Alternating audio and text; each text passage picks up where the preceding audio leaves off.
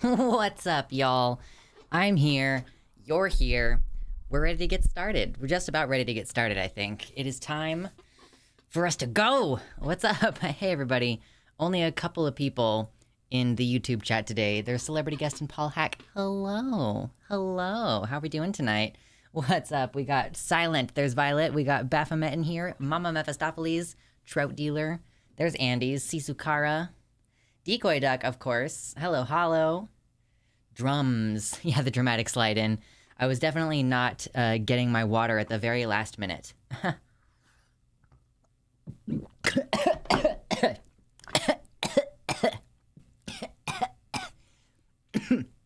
I'm doing so good.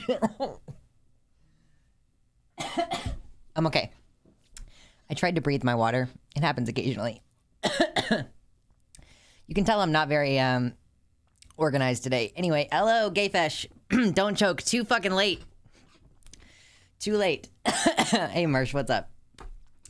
Got out of the loony bin yesterday. Oh, wow. Baphomet, do you have some new socks? You have some new grippy socks? That's exciting. I tried to take a little tiny sip of water, and I just tried to breathe it in. Mm-hmm. 2 new pairs of grippy socks. Hell yeah. Hell yeah. Well, I'm glad that you're back in the world. Hope that you're doing well. I've also just realized that it's a little bit too warm for me to be wearing this hoodie, but I am not wearing a shirt underneath the hoodie, so I might have to, like, make a quick costume change in a moment, but we'll see.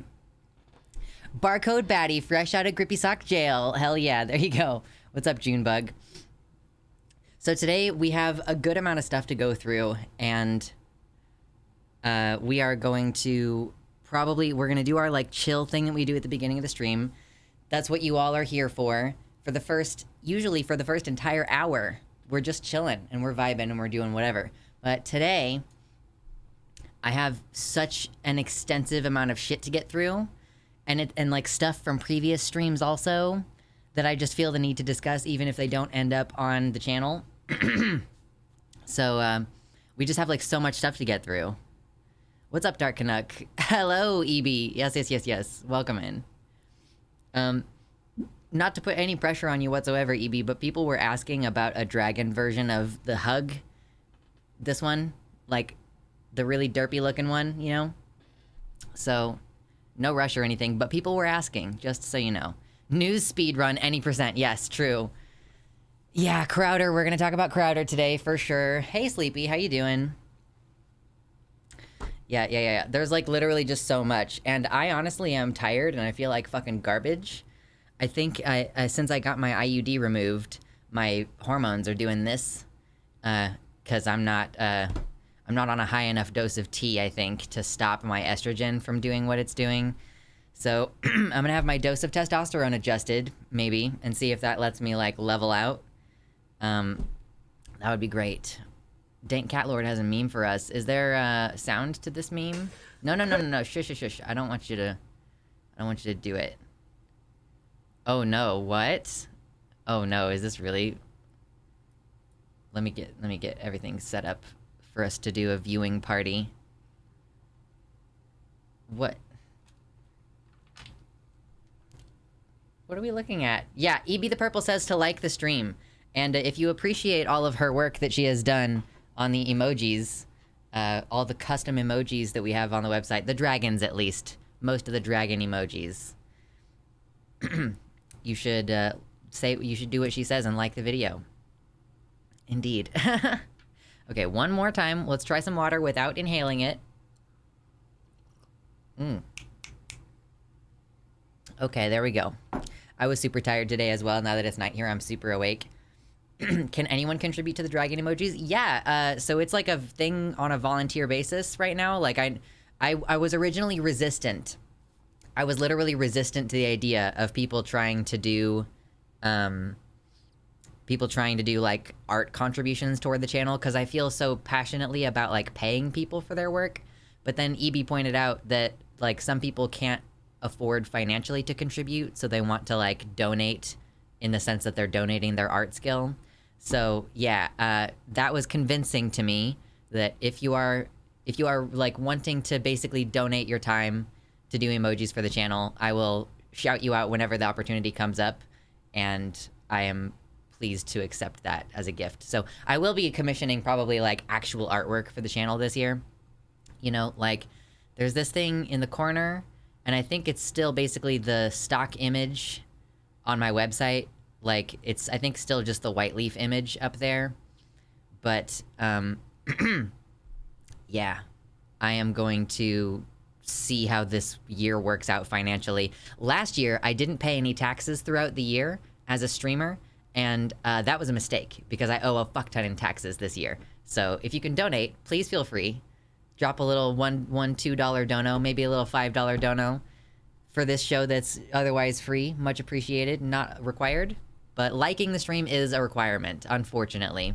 That's the penny in the bucket that you give when you come in the door. It's the $5 surcharge, is just hitting the like button. I'm surrounded by boxes, some empty, some full, all cardboard. Are you, like, are you at work? Or are you in the process of moving, mama? Like, what is the deal there?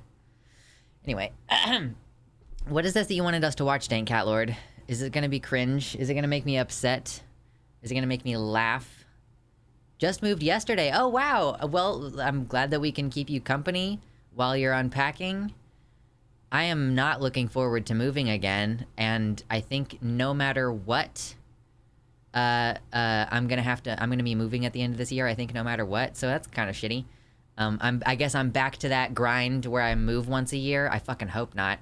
Desalius, yes, you have to like on the YouTube page. There is, for some reason, there is no like button embed thing that you can do on the website. So on the YouTube page, click like, and then come over to the website chat, luxander.net/live. They should invent a type of moving that's easy. True.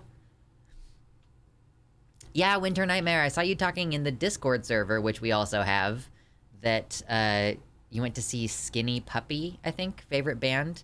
I honestly don't condone going to concerts right now, but I hope that you had fun anyway. This is why I demand rent control. Yeah, I'm just gonna have to have a bigger apartment next year. Currently I live in like a tiny little thing there's really only space for me. There could hypothetically be space for like me and one cat, but if like any number of people in there, that would just, nah. My kitchen is so fucking small. It's very humorous. Okay, let's watch this thing that Dank Catlord sent us and see what this is going on. Let's turn up the volume. How's the volume? President Trump. Oh god, it's so loud. If you see this, please save us. President Trump, please save us. I don't even see our American flag anymore. Biden's talking with some kind of crazy flag. This is America. This is our land. Please, President Trump. Please, I hope you have a plan. God, please save us. Save us from the devil, please. Y'all, I'm about to have a panic attack. This is our country. Our country. This is awful. God, please save us, please. Yeah. So, yes, the sound effects are definitely added afterwards, and I'll tell you why. Because this is from user at DanAvidan229. Dan Avidan is one of the two members of the Game Grumps. And so this is like somebody who named their account after Dan Avidan made this video. So, yeah, someone added the sounds afterwards, but still, it's like shocking to me that, but like, what I can't get over is that that's a real woman who made a real earnest video where she was like screaming and pissing and shitting herself about Trump, like, save us from the evil Satan. Like, oh my God. It's like hard for me to find it funny because of how unhinged that is. I was unironically shitting when I sent that video. Well, thanks. Oh, gosh. I would honestly only move in with friends and partner. Don't want randos as roommates. Oh, yeah, for sure. I don't want randos as roommates. I'm going to be, like, moving back in with my partner and or moving in with my 2 younger siblings, probably.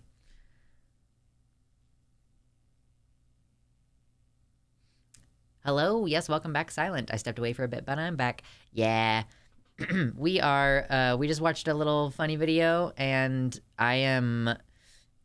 we'll probably hang out for, like, another 10 minutes, and then we really do need to launch into some of this news stuff. Like, so one of the things that we're gonna do today is I'm gonna actually, finally, genuinely actually do the Zoe Zephyr segment, because that's, like, there's enough that's happened that it's gonna be, like, a good solid chunk, you know? And like, I have got, like, a narrative built up. This is one of the things that I love about my job. It's not just going and finding what happened in the news, what are we doing in the news, but it's also creating a narrative and, like, putting a timeline together. And, like, so this Zoe Zephyr segment today is actually going to be pretty robust in that sense. And I'm excited.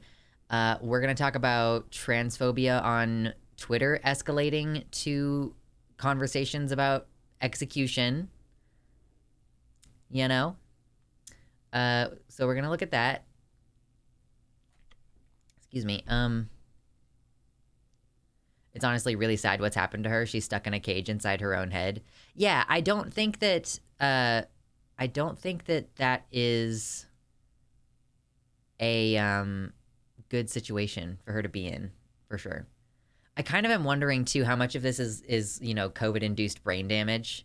Like, these people weren't smart in the first place, and they are much worse off now than they were. Excuse me. Goodness gracious.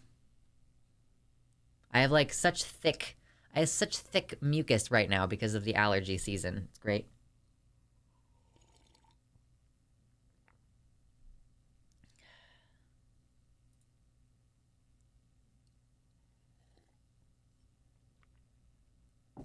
Okay. Yeah, if it wasn't so sad, it would be funny how uneducated and mentally ill Trump supporters are. Lance at the Surfs did a great interview with her girlfriend, I believe. Saw it last night. Oh, so Erin Reed went on the Surfs show? That's cool. I've been following Erin Reed for a while, and I get a lot of my info from her. And, like, I mean, not that I don't, like, copy paste what she says or anything, but I find the information because she is, like, gathering it, and then from her I can go and be like, oh, okay, now I have the link to the actual bill. But my new thing in order to be a more well-rounded news person is I have set up, like, a Google thing on my phone where when I wake up in the morning, I can say hello to it and tell it to start telling me the news.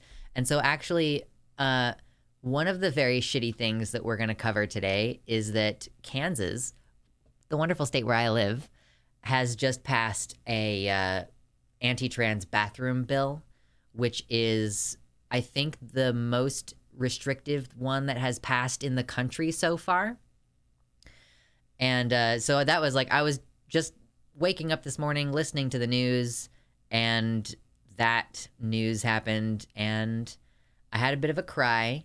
I also very much had some crying last night, which is why I am so tired today. I think it's part of why I'm so tired today, because I had therapy. And sometimes you have therapy in the morning, and then, like, the entire rest of your day, is just, like, trying to recover from therapy.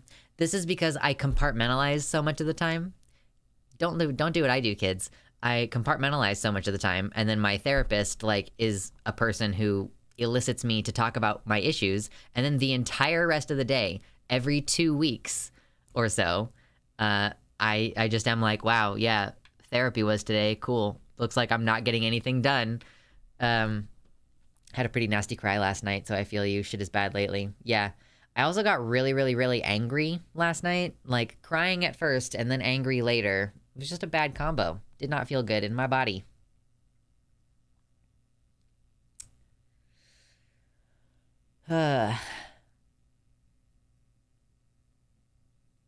We've seen the rhetoric getting ramped up for years now. They use fear to inspire violence, but not everyone is a fighter. So this woman is just feeling despair and fear.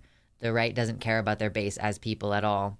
Yeah, in the midst of them trying to whip up, like, people who are willing to do violence against trans people, for example, you also end up just, like, causing a lot of people anguish because they wish, how they wish they could do something. I understand that anguish right now, for sure, as, like, this law passed today. Or I guess maybe it was yesterday and the news just came up this morning. But yeah, I'm like, I am considering some actions that I'm not going to take, but boy howdy, is it tempting. My sister has kidney cancer after beating thyroid cancer just a year and a half ago. Oh shit, that sucks, Dark Canuck. I'm so sorry. That's so shit.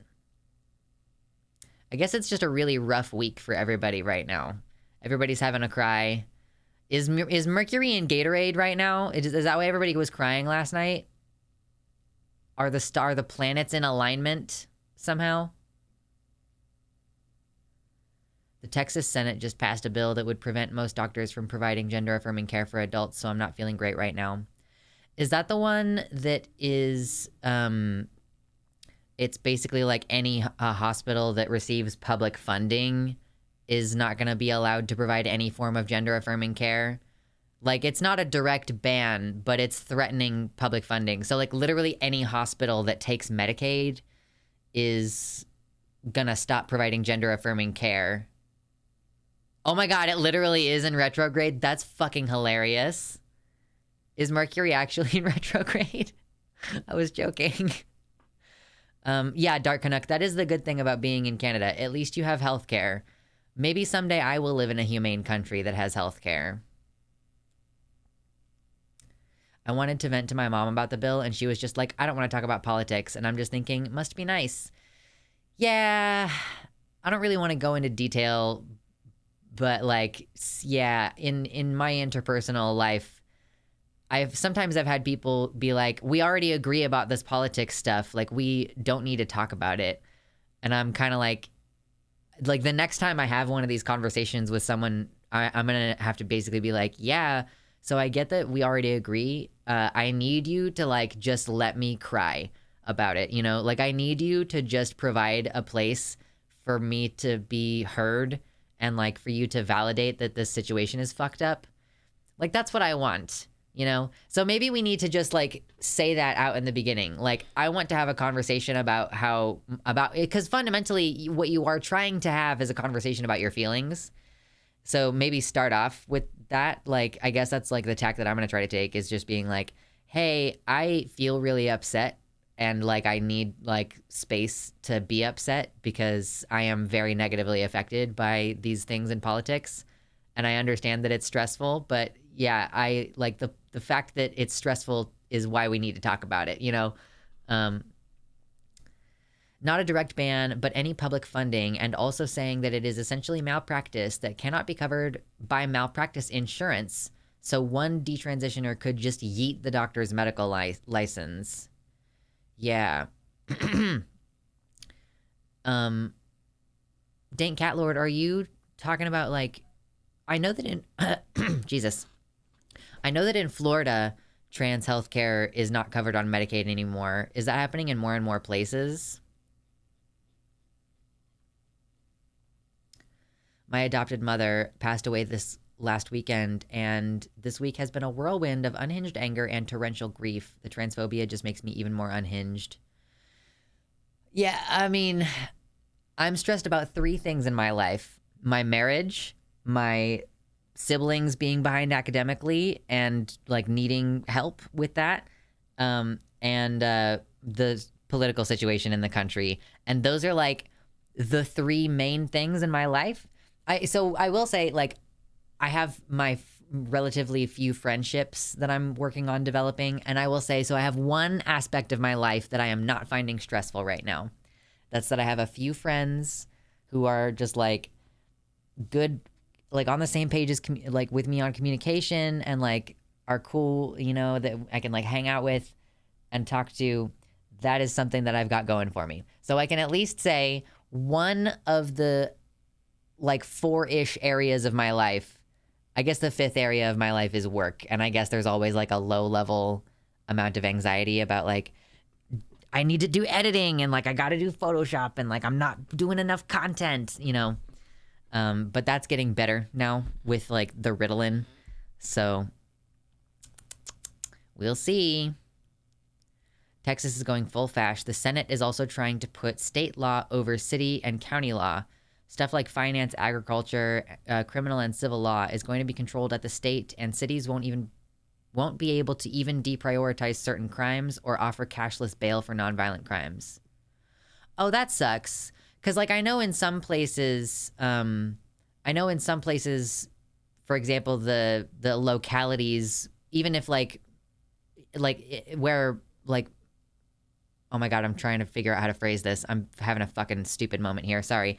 I've heard of situations where municipalities will stop really enforcing, like, marijuana laws, for example, or like they'll try to set like a minimum wage that's different, or they'll have like anti-discrimination ordinances that are different from the state level.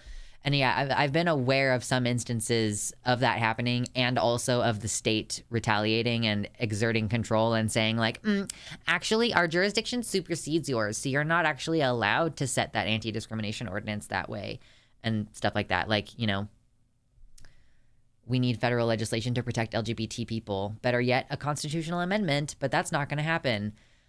Yeah, it's pretty much not going to happen. In fact, I am of the opinion that I think that the anti-trans, okay, I guess it's time to segue. Segues are weird. I guess I'm going to do the DOJ thing first, because that was the segue of like what's going to happen next in this country. Oh yeah, I saw one of the first things that was said is that the agriculture director said that people who work for the agriculture department will have to dress according to their biological sex. It's very fucking stupid. I literally just started a 15-month lease. I'm really glad estrogen is not a controlled substance. I've got to get the fuck out of here. I mean, there's that. You at least still have medicine access, like in the sense that you can buy it off the internet. But I'm sure it's not safe still. So, you know, if necessary, I hope that you can find like a subletter if you do actually need to get out of there. Like, yeah, that's got to be really tough. HoloFront's so much more than it ever thought it would need to. Maintaining emptiness and quiet when its system would otherwise spiral. Yeah, the compartmentalization and stuff. Like, this is, I was saying earlier, like, this is part of why I think I have such a rough time on my therapy day. Because I compartmentalize most of the time. And so I got to figure out how to somehow process my emotions in some other way. And one of those ways, I believe, is having a person to go to be supportive of you while you're going through things. And like, so it's so fucked up when our loved ones kind of like deny us the opportunity to just kind of be human and have feelings about the shitty political situation, because they're like, I don't want to talk about politics. Like, I don't want to think about that. Like, girl, do you think I want to think about this? You know, like, I don't have a choice. I'm losing my rights. We are not having F? No? Still going. No? F? It's still going according to me. Oh, it's like really choppy, I guess. Why? Nothing has changed. Is it just the video, or is it the audio as well? Okay, it's like back now. Okay, I'm sorry about that, everybody. I don't know what the deal was with that. Yeah, sorry, everybody. I don't know why that was so weird.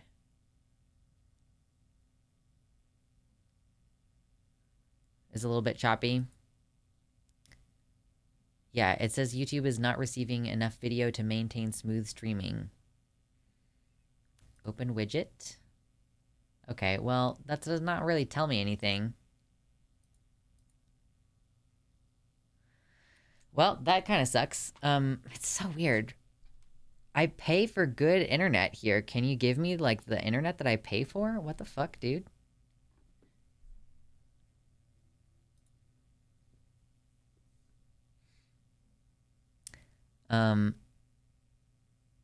But yeah, it must be so stressful living in Texas right now. That sounds crazy. Like, I have no idea what I was saying earlier, but, oh, what's up, Dizzy? Hello, Dizzy. Yeah, trans women on HRT can wear a skirt because HRT makes their biological sex female. Yeah.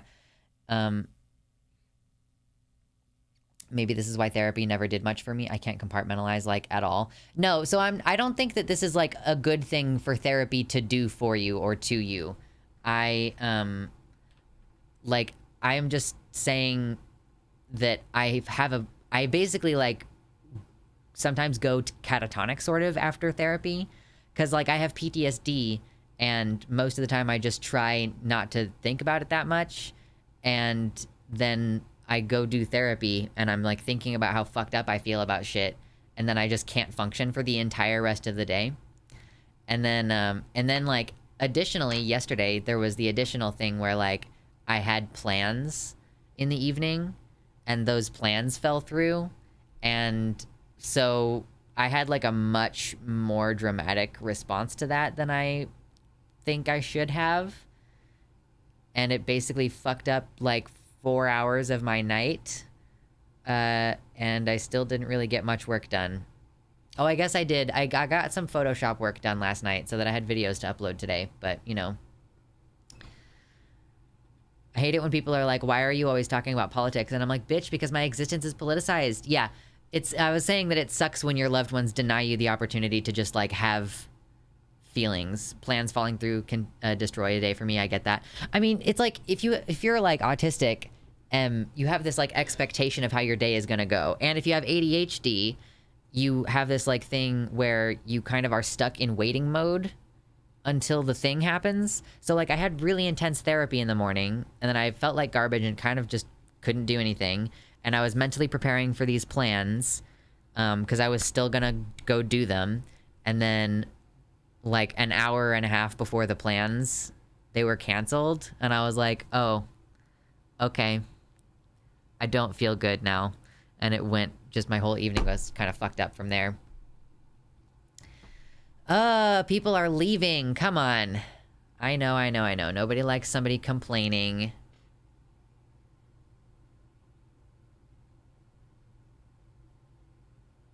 Nothing ruins a day like a 2 p.m. meeting. This is why I do therapy in the morning.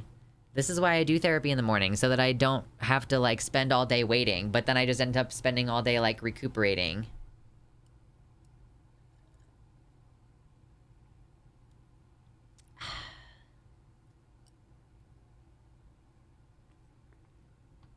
I had a good day yesterday. I have monies now. Fuck yeah. Having money is so good. I'm like, okay, hoping that, like, once I get some shit figured out and I get, like, a payment plan for my taxes figured out, I'll be able to plan the next few months financially. And things are going pretty okay in that regard, I will say. I don't want to complain.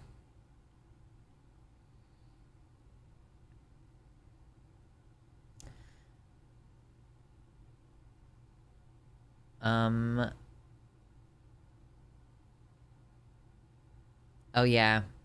The, like, dressing according to your gender. It would be confusing because of documentation not being all updated. Yeah. Okay. Oh my god. You know what we're gonna do? We're gonna talk about Kansas first, okay? Hit the like button if you haven't already, please, and thank you. Let's get some more viewers back, because there were more a few minutes ago, and then people got annoyed with me complaining, and now there are fewer people here. So let's try to get more people in as we move into talking about politics, because I've got, like, 5 different major politics stories to talk about today. Stripy socks arrived. Trans flag socks. Oh my god. I don't like that the trans flag colors are pastels, because that bothers me. But, I do kind of still wish that I had some trans color socks. I love stripy socks. I have so many pairs of stripy socks. I have fewer pairs than I used to because they all have holes in them now. Okay. Here we got a couple of links. Okay, we're ready. We're ready. We've hit like, we've had our water, we've taken our drink. And we're gonna talk about how much it fucking sucks to live in Kansas. Okay, cool. I'm gonna take nudes in them later. Nice. Well done. Hell yeah. What's up, Anthony? I could vibe with like a neon trans flag. See, that's what I'm saying. Like an electric blue and like hot pink trans flag. That would be cool. Yes, hot pink and cyan, for sure. Okay, good. Excuse me. Okay, cool. Yes. All right. If you're just coming in, hit like really quick because we're about to talk about Kansas. So your boy lives in Kansas and God, can you please? Oh my God, the allergies are killing me. Okay. Your boy lives in Kansas and I've always thought like, oh, you know what? Kansas is not great, but we have like enough Democrats here. There's a couple of blue places in Kansas that realistically it is like something that could swing purple, I think, at some later time, you know, especially because like you have more and more older voters passing away. We had the abortion amendment in like last year, and we did manage to come out and vote. Popular vote supported abortion in the state of Kansas. We also managed to have a Democratic governor, not infrequently. Like we had Kathleen Sebelius when I was younger, and then we had Brownback, and now we have Governor Kelly, and having that veto is really great. The problem is that the rest of the state is so heavily gerrymandered that we do have a veto-proof supermajority on some issues. And a couple of those issues recently, which we may have already briefly talked about on stream before, but Kansas has done an anti-trans sports ban, you know, for at least for schools, like in public schools. I'm not entirely sure if it branches all the way to college. I can't remember off the top of my head, but they passed that, even though Governor Kelly vetoed it because they had the veto-proof majority on it. I think they have literally exactly the number of votes required for the veto-proof supermajority. So, yay! And then more recently, as in like yesterday, I think, there was a bill going through which is an anti-trans bathroom bill. You know, if you can remember way back in the day in 2016, Gavin Grimm in North Carolina is kind of where this whole thing started, was, you know, schools disallowing trans kids from using the bathroom, and then Gavin Grimm sued the district, and that was like the beginning of the public conversation, the contention around trans people using the bathrooms of their actual gender. And that conversation hasn't really stopped since then. It's amazing to me how much of a non-issue it was before that. Strange how there wasn't an epidemic of men dressing up as women in order to victimize women in the bathroom. It's just a method of attacking trans people's rights to public spaces, and by pretending that it has something to do with men pretending to be women and like hypothetical harm. So yeah, here we have in Kansas, we have now the most sweeping trans bathroom law in the U.S. So on Thursday, yeah, this was today, overriding the Democratic governor's veto of the measure, and there's no real clear idea of how the new law will be enforced. It has the exact 2/3 majority in the House in order to override. The vote in the Senate was at 28-12, which is, I think, yeah, that's more than the 2/3 required, I believe. The new law takes effect July 1st. So I am a transgender person who lives in Kansas. And so it's like, okay, is this just everywhere? You know, we have to be aware of like, how much is this going to affect what different groups? And the answer is that this is going to affect some of the most vulnerable groups, even within the fact that trans people are quite vulnerable. They are disallowing trans people to use the restroom associated with their gender identity in schools, locker rooms, prisons, domestic violence shelters, and rape crisis centers. Here, let's look at this. So yeah, the governor did veto it. She said companies have made it clear that they're not interested in doing business with states that discriminate against workers and their families. By stripping away rights from Kansans and opening the state to expensive and unnecessary lawsuits, these bills would hurt our ability to continue breaking economic records and landing new business deals. I'm focused on the economy. Anyone care to join me? That's what she vetoed it with. The actual language in the bill. So this is what it is purporting to do. This is establishing the Women's Bill of Rights, providing a meaningful definition of providing a biological sex, providing a meaning of biological sex. I can't fucking read today. For purposes of statutory construction. I need to like change my lights, I think, is part of the problem. Like hard to read white with like white light right behind it. It's just hard to fucking see. Anyway, so yeah, providing a meaning of biological sex and then purposes of statutory construction. So notwithstanding any provision of law, individual sex means that individual's biological sex, female or male, at birth.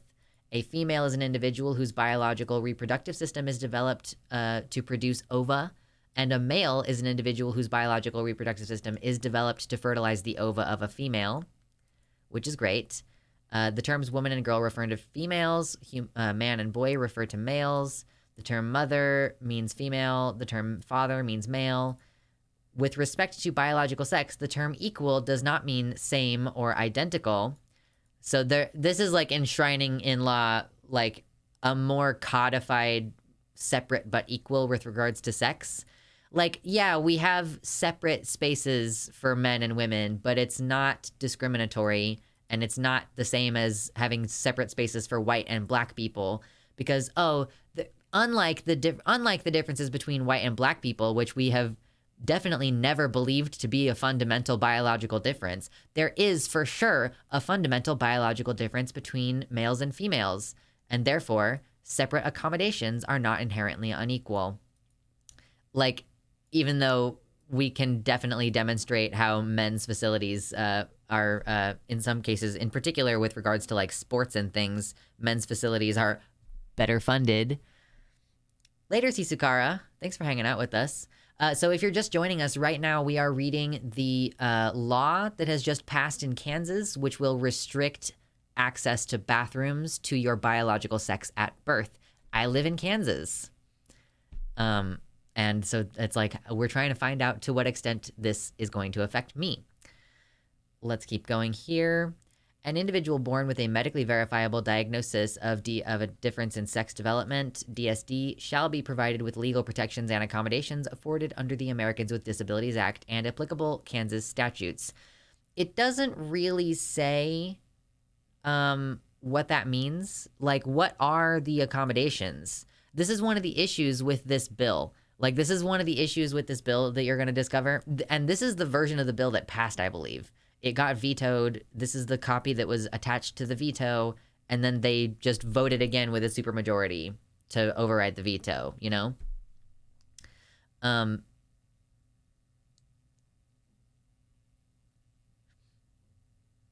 This excludes a lot of intersex people who don't have ovaries, but also can't use the sperm and the testes they have. Yeah, but still fundamentally, like, I guess their body is designed to impregnate someone in the sense that if you produce sperm, the kind of accommodations are realistically going to be like, you have to piss in the single-stalled disabled toilet, which, like, as a non-binary person, that's what I usually do anyway, because that is the accessible bathroom for me.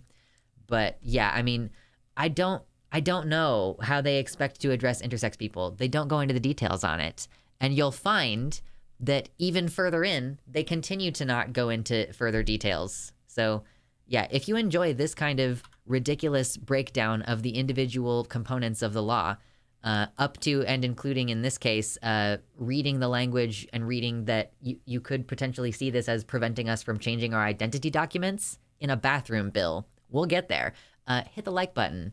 And consider, if you haven't already, you need to subscribe. And if you want to, you can do a donation. Because this is my job. I'm taking psychic damage for you. This is my job. Please, thank you. Taxes, self-employment. Anyway, Okay, so here we go. Laws and regulations that distinguish between the sexes are subject to intermediate constitutional scrutiny. Intermediate constitutional scrutiny forbids unfair discrimination against similarly situated male and female individuals, but allows the law to distinguish between the sexes where such distinctions are substantially related to important governmental objectives. The important governmental objectives that are being relied upon in this case is like the idea of safety, you know, like the idea of like hypothetical safety for women. So notwithstanding any provision of state law to the contrary, any distinctions between the sexes with respect to athletics, prisons or other detention facilities, domestic violence shelters, rape crisis centers, locker rooms, restrooms, and other areas where biology, safety, or privacy are implicated that result in separate accommodations are substantially related to the important governmental objectives of protecting the health, safety, and privacy of individuals in such circumstances. So this is like sweeping. I guess like it's kind of implicating every single instance where separate facilities for different genders are here. But let's continue a little bit further. Any school district or public school thereof, and any state agency, department, or office or political subdivision that collects vital statistics for the purpose of complying with anti-discrimination laws or for the purpose of gathering accurate public health, crime, economic, or other data, shall identify each individual who is part of the collected data set as either male or female at birth. So this is the bit. Like, okay, so I guess let's roll back really quick. I get, so this, it's like so unclear. This top part up here does not create any law provision, like in terms of like, how do you enforce this? It doesn't actually say like, you shall not use the bathroom. Like, it's written in such a broad manner that it could apply to almost fucking anything, which is pretty regular. Oh, thank you so much, Dizzy, for the $15 dono. This is a clever donation message. I got nothing. Look at this armadillo. Armadillo, I guess. We got an armadillo. Bring it to me. Oh my gosh, look at him hop. Him do a hop. That's pretty adorable. Oh my gosh. He's got a little job to do. He's gonna build a little nest. He's got a little job to do. That's adorable. I forgot that TTS was on. That's my bad. I'll turn TTS back off. Oops. Let's see. Donations. Okay. Where is it? Text to speech. Disabled. Okay. No more text to speech. No. Okay, but yes, thank you. Thank you for dono. Now I gotta go back to over here. My goodness, please.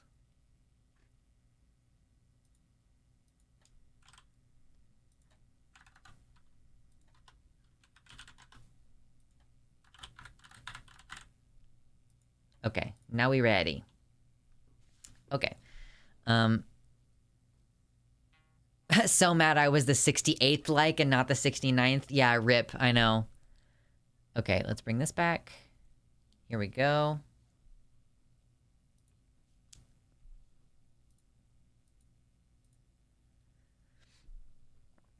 So yeah, so there's nothing in here that actually says how they're going to enforce the bathroom thing.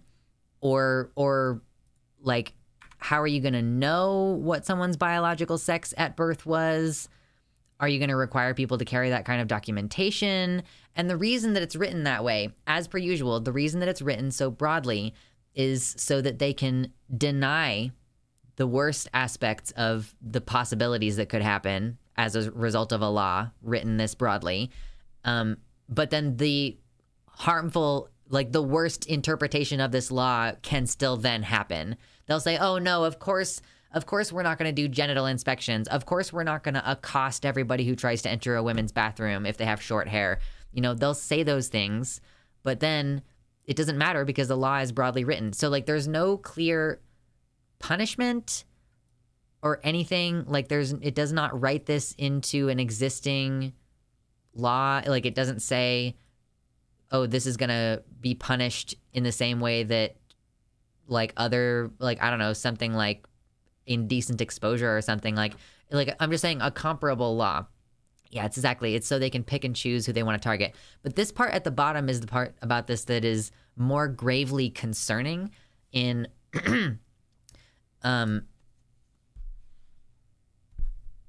in that this could be enforced without necessarily like without the need for detailed provisions. Like this part is saying any state agency,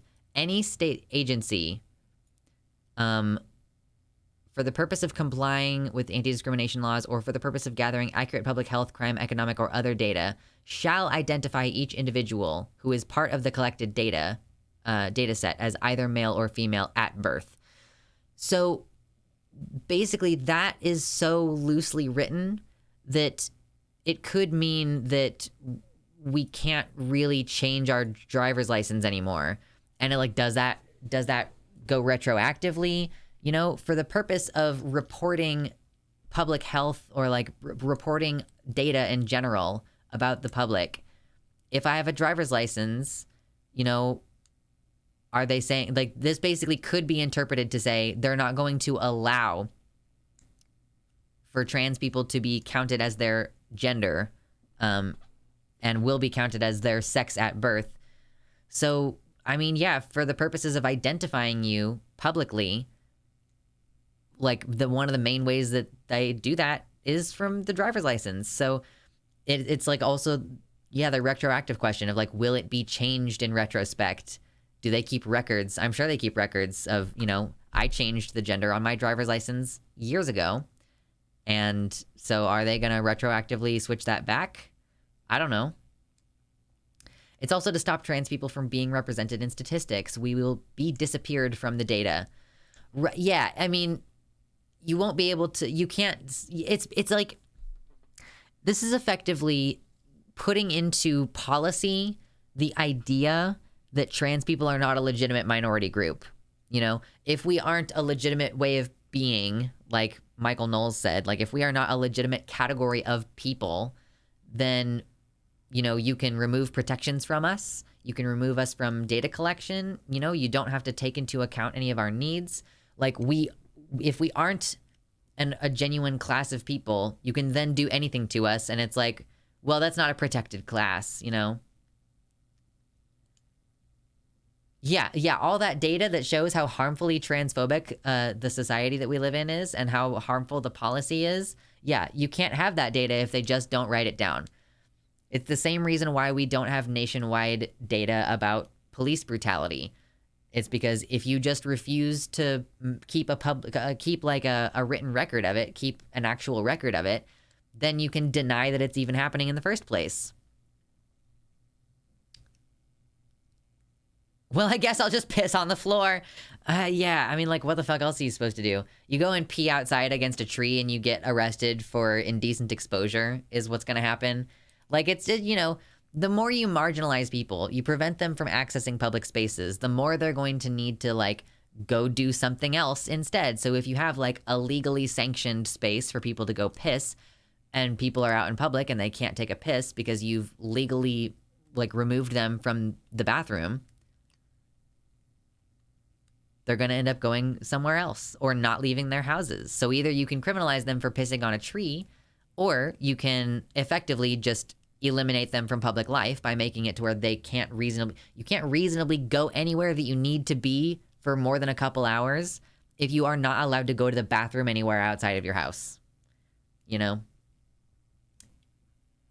Yeah, like when Trump said COVID numbers would be better if they just stop all that dang testing.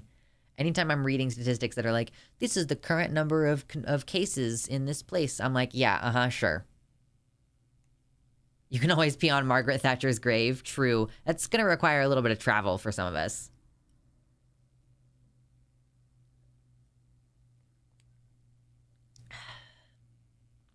It's also an excuse for local police to act more vigilant in applying the law.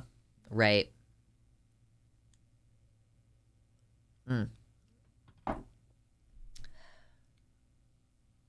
Matt Walsh and TERFs would say that we should karyotype everyone outside the bathroom. I hope you can hold it while we look for SRY gene. Who the fuck would pay for that, you know? Like, who's going to be responsible?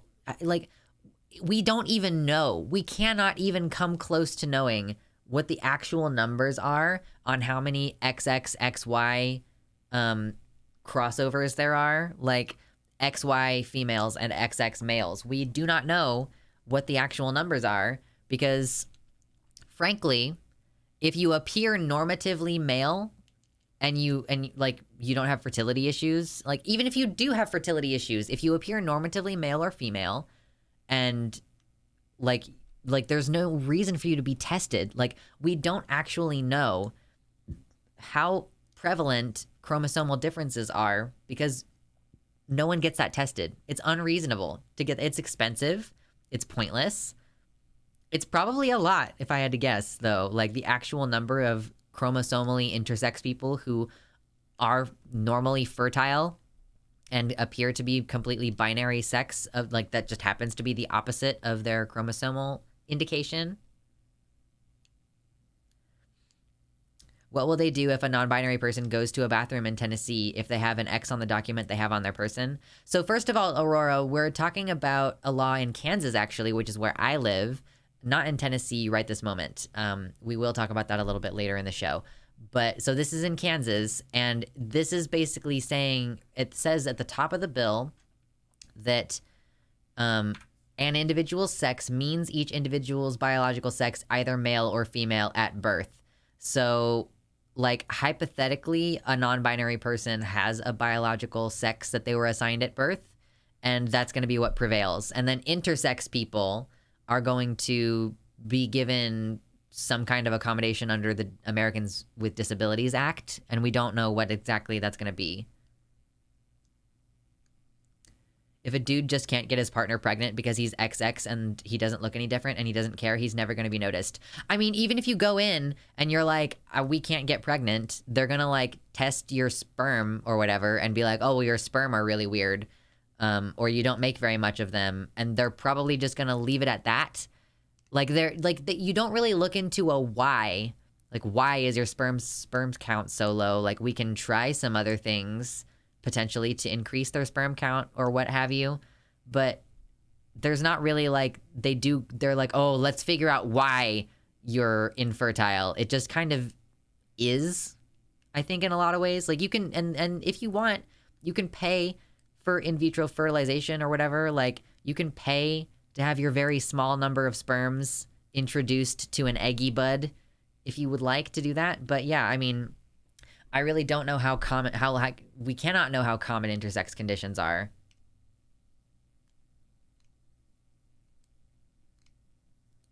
I mean, why are we even talking about this like they're reasonable people? They have a solution. Anyone who does not look enough like a woman to them will get harassed and beat up. That's it. That's the whole conversation.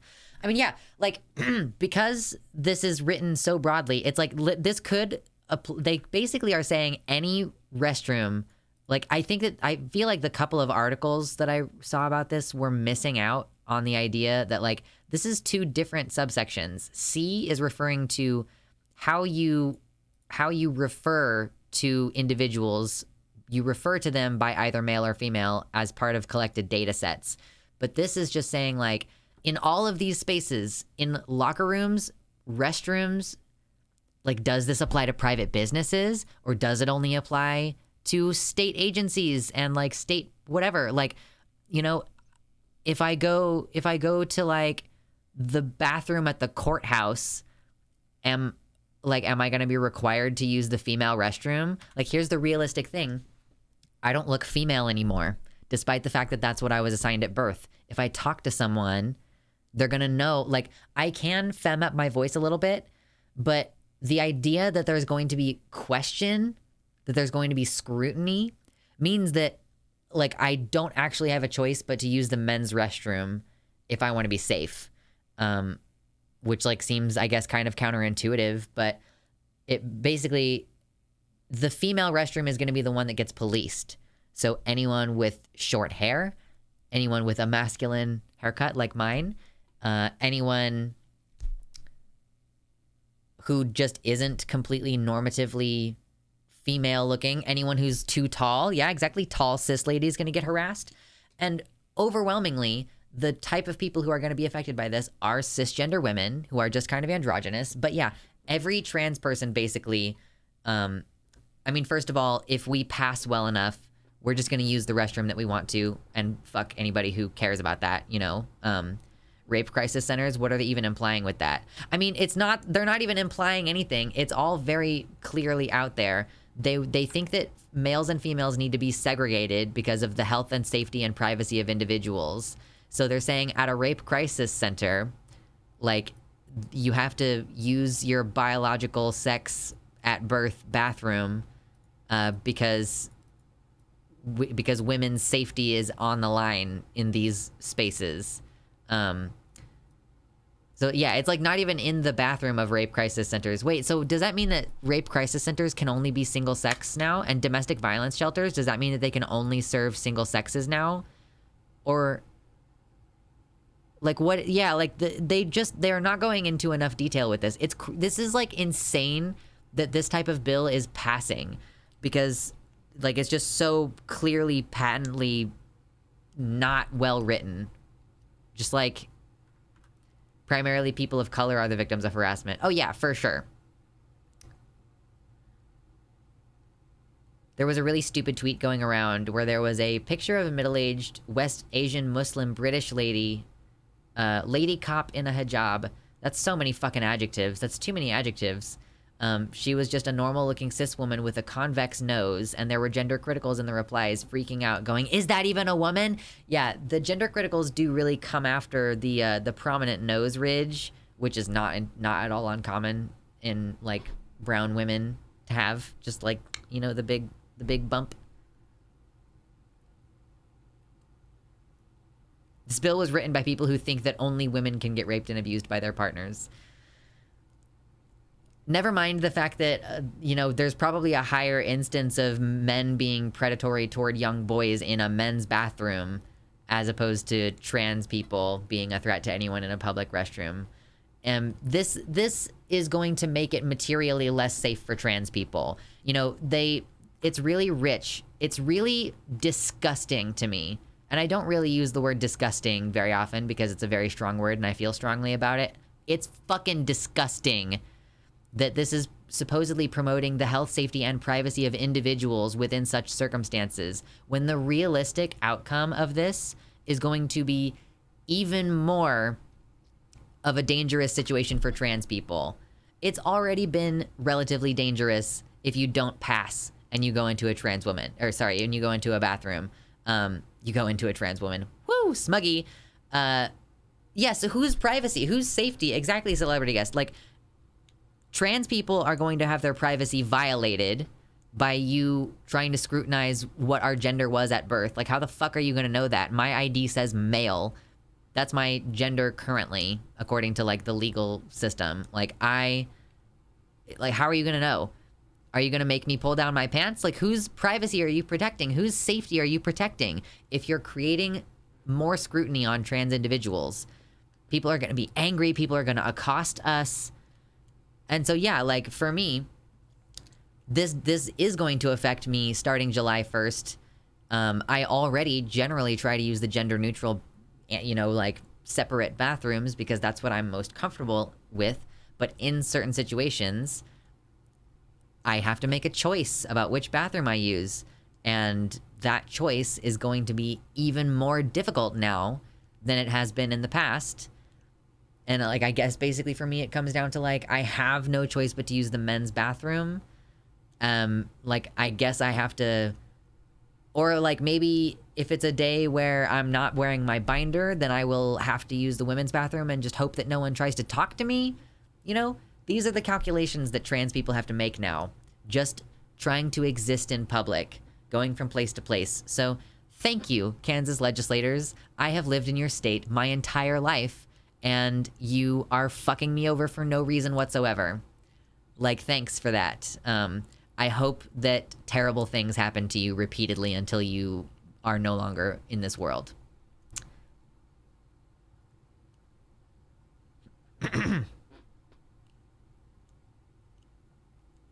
Time for me to carry a fake mustache for when I use the public powder room. Fake laryngitis if no binder, maybe. I really just don't speak to people in public sometimes. Like, I feel like I could easily just lie and like point to my throat and do a symbol like this and just be like I can't talk, you know?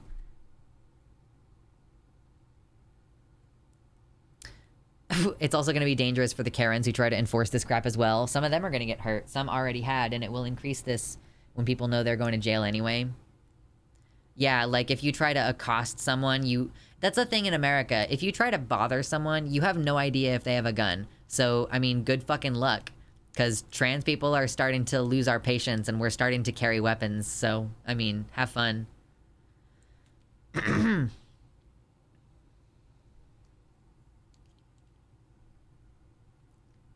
I dated an NB for a while, and a relative of mine once asked me about their assigned gender at birth, and I told them that it wasn't my right to give that information out. She freaked about wokeness. She felt she had a right to know what was in the pants of someone she'd never even met. Yeah, it's crazy.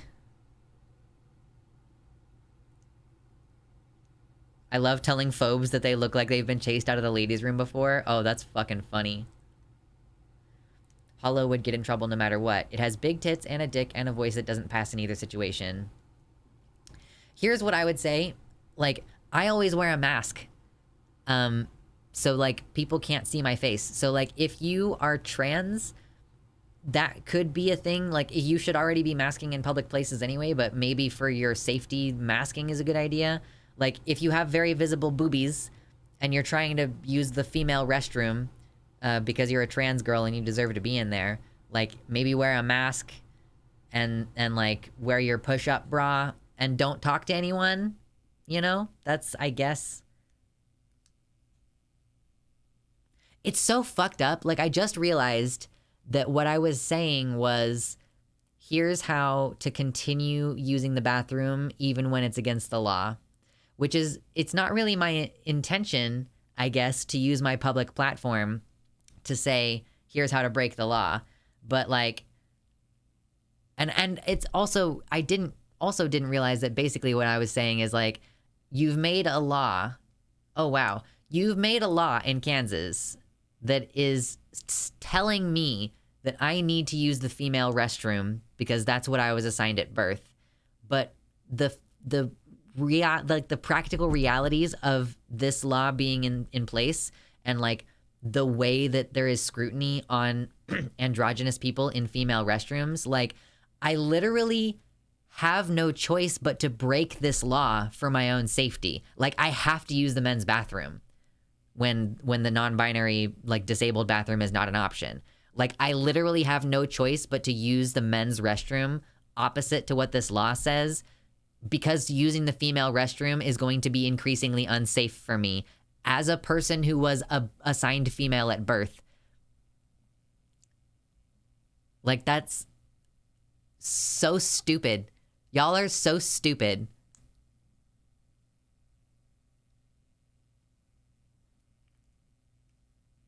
As a 6-foot+ trans femme, I haven't used a public restroom in a hot second now. My cishet family and friends are always shocked when I refuse to use any public restroom. Fucking morons. I know a trans girl who always wears a mask in public just in order to pass better. I mean, it has the fun side effect of allowing you to not catch COVID over and over again. So everybody in here should be wearing N95 masks anytime you're in public, and probably including at outdoor events, unless it's very windy. Just imagine if a large bearded trans man walked into the women's bathroom. Yeah, I mean, yeah, we've had this conversation a lot of times before of, yeah, like, realistically, a trans man who passes is going to keep using the men's bathroom, and we are not going to ask trans men to put their lives in danger by using the women's restroom in order to make a point, you know.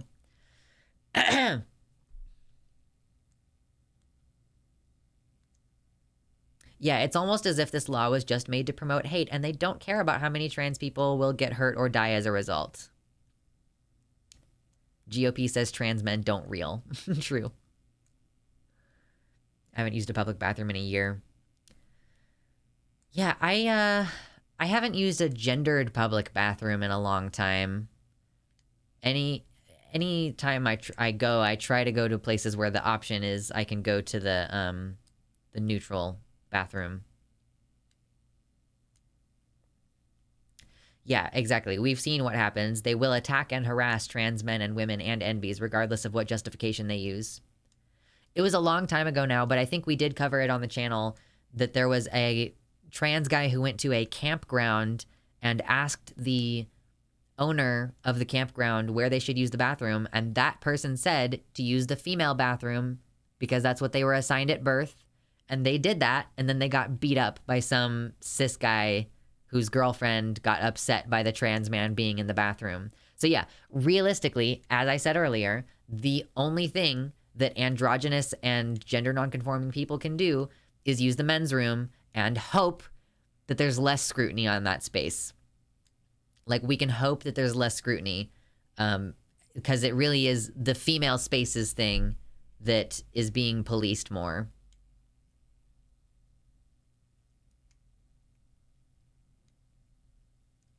Just more motivation for them to block testosterone access. Yeah, I guess that's interesting. I hadn't really thought about that before. Like that, that they would be like, well, in order to continue making sure that women are using the women's room, they can't have tea now. Yeah, I hadn't really thought about that before. Hollow can only think of really absurdist jokes in reaction to this. Therefore, get a diaper fetish. It's safer. True. Oh my god.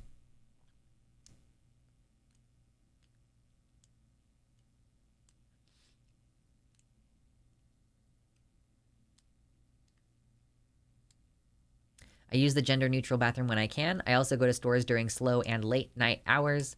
I use the women's room, and in my locality, I frequent the same places and have a routine. Therefore, like, I am a local, and people are familiar with me since I'm a regular at those places. Yeah. I like how there were no smuggies in response to that. I'll be the singular smuggy. What did I even say? I have no idea what I even said. Camp bathrooms are gross. I can't imagine anyone thinking about anything but getting out of there as fast as possible. Oh, the diaper fetish. Yeah. Couldn't you argue that gender expression being violated and restricted by the law is a violation of our freedom of speech? I think that that is gonna be... Well, it's... I don't think that that is gonna be what works in this instance. I think that you could say that that would work in this situation where Texas said that all agricultural workers have to dress according to their sex, their biological sex or whatever. You could say that that is a First Amendment violation. I guess it sort of depends. Because, like, employers requiring certain dress code is generally not considered discriminatory unless it's, like, a protected thing like religion. Or, like, they can require you to wear certain things, and if you don't... I mean, yeah, employers can kind of fire you for a lot of things unless it's a protected category. So it's like, is gender expression protected under sex discrimination? That's kind of one of the fundamental questions.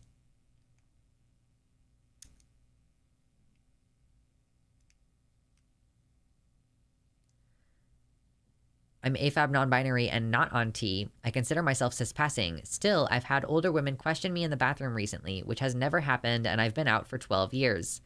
It's gonna happen more. Excuse me. The court cases will likely be argued on First and Fourth Amendment grounds. Which one is the fourth? Hold on. What is the fourth? Whoop. Like, what's the actual text in here? Unreasonable searches and seizures. Okay, yeah, I mean... It's, yeah, that's gonna be what it gets argued under. I think is fair. It could be First, Fourth, and 14th Amendment. because the 14th Amendment is equal protection clause, but the 4th Amendment is protecting people from unreasonable search and seizure, which I think means like, you know, we might be able to say it's unreasonable to be asked for your ID before you go into a restroom, or it's unreasonable to be having your genitals looked at before you go into a restroom. In fact, you know, I had never really considered that, but all of these sports bans that are saying like you'll have to confirm your sex through a physical examination if your sex is questioned in sports, then that could be an unreasonable search under the 4th Amendment.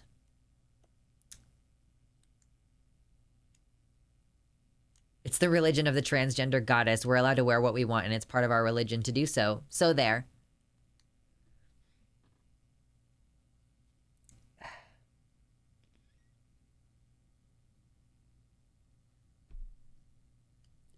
Oh my god, there we go. Cool. So the ACLU did comment on this law in Kansas. The ACLU did comment, so we can hope that there's going to be some kind of injunction, but it doesn't suck any less that this is how things are going, and it's going to be a long fight in the courts, most likely.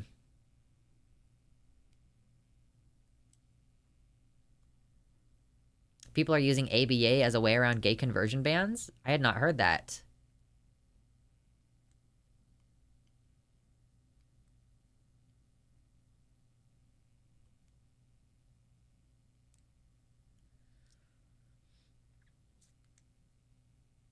Yeah, so many butch lesbians will be attacked with this. It won't just be funny like when my friend was asked by a kid if she was the dad of her partner's kid. Those things have been happening. Oh god, I used to work with these fucking insufferable older women when I was working overnight at a gas station for like 5 years.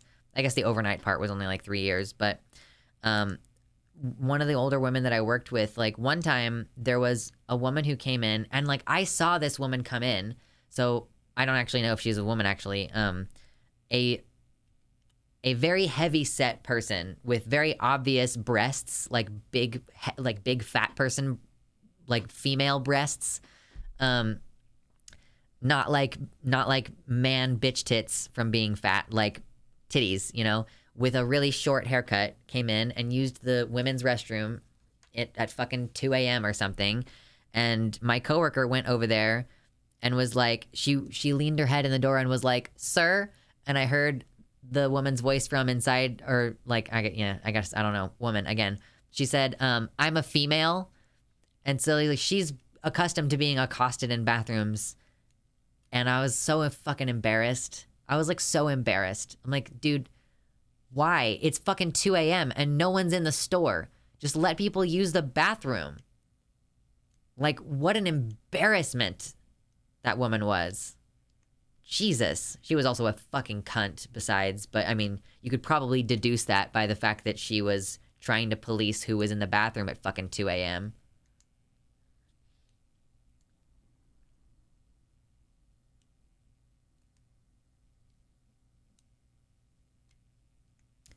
There are so many people, cis and trans, who nobody would have looked twice at 10 years ago who are now going to be under intense scrutiny because of how pervasive trans panic is in our media. Trans panic has dialed up people's separation of gender roles to 11. I think that was kind of the subject of Mia Mulder's video, where she said basically that she used to pass better than she does now. It's not because anything about her has changed. It's because of the intense scrutiny on transgender women. It's literally so easy to not harass people. I do that every day. Wow. As a masculine cis woman, it happens plenty. Can't wait to have the force of the state behind it. Yeah, who the fuck knows what's gonna happen with all this shit? Like, and I've seen some Canadian trans people talking about how they're not really, like, feeling particularly hopeful about the long-term situation in Canada either.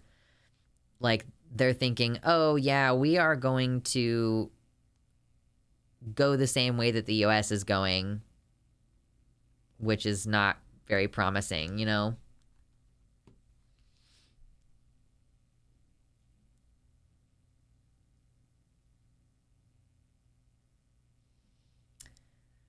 Your gender presentation disappears after the 5th layer of fat.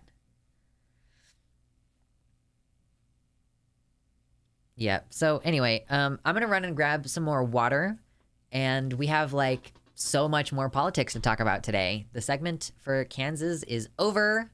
Let's shut these tabs because we don't need them. We don't need them. That was Kansas time. Did you hear about the drag protest at the Capitol building in Tallahassee? I was there and it went off without a hitch as far as I know. I don't know if any real change will come from it, but at least it was a way to meet equally passionate people. I'm only now worried about fascists trying to dox people from images and videos posted publicly online. Yeah, again, another reason why you should wear a mask. Wear a mask. COVID is the third leading cause of death in the United States. When you go to protests, you need to wear a mask. Also because your face is going to be able to be posted on the internet by hateful people who can target you on libs of TikTok. So yeah, wear a mask. Wear a mask. And once more, wear a mask. In TERF ideology, I belong in the men's room, and a larger bearded trans man who passes belongs in the women's room, but at the same time, they would be calling the cops. Yeah, it's frustrating. Okay, you need to grab a drink of water or whatever else you're drinking. Maybe get yourself a little snack, okay? Take care of yourself. No excuses. Hit the like button if you haven't yet already on the YouTube page before, while I'm gone. And I'll be back momentarily. Okay? Be good.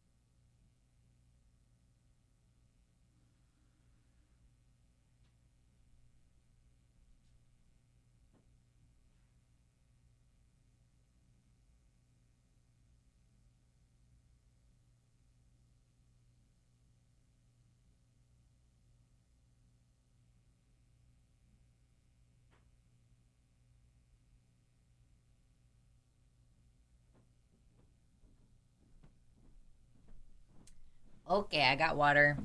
Ugh, we're back.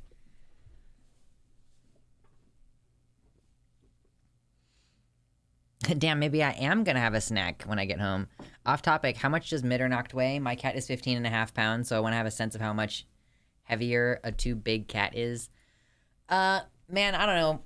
I don't have any idea when was the last time we weighed Mitternacht? He weighs, I don't know, probably like 16 pounds, maybe 17.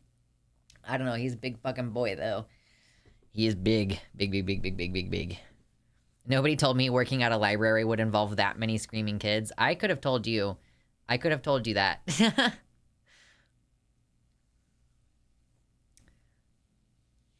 I got alcohol. Okay, well, I had some Mike's Hard Lemonade earlier this week, and I was like, yeah, I don't think there's any way for me to do alcohol anymore without just really being upset. I mean, it just makes me feel bad. I don't like it. I used to enjoy it, and I don't anymore, and it's weird.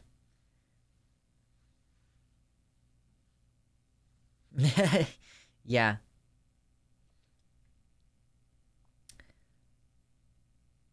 Oh, gosh. Anyone like Malibu? Malibu?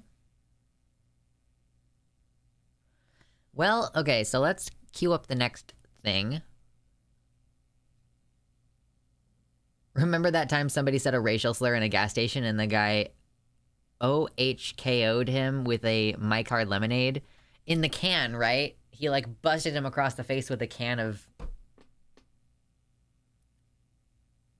One hit KO. Okay, that's what OHKO is. Cool, cool, cool, cool, cool. Yes, I was wondering.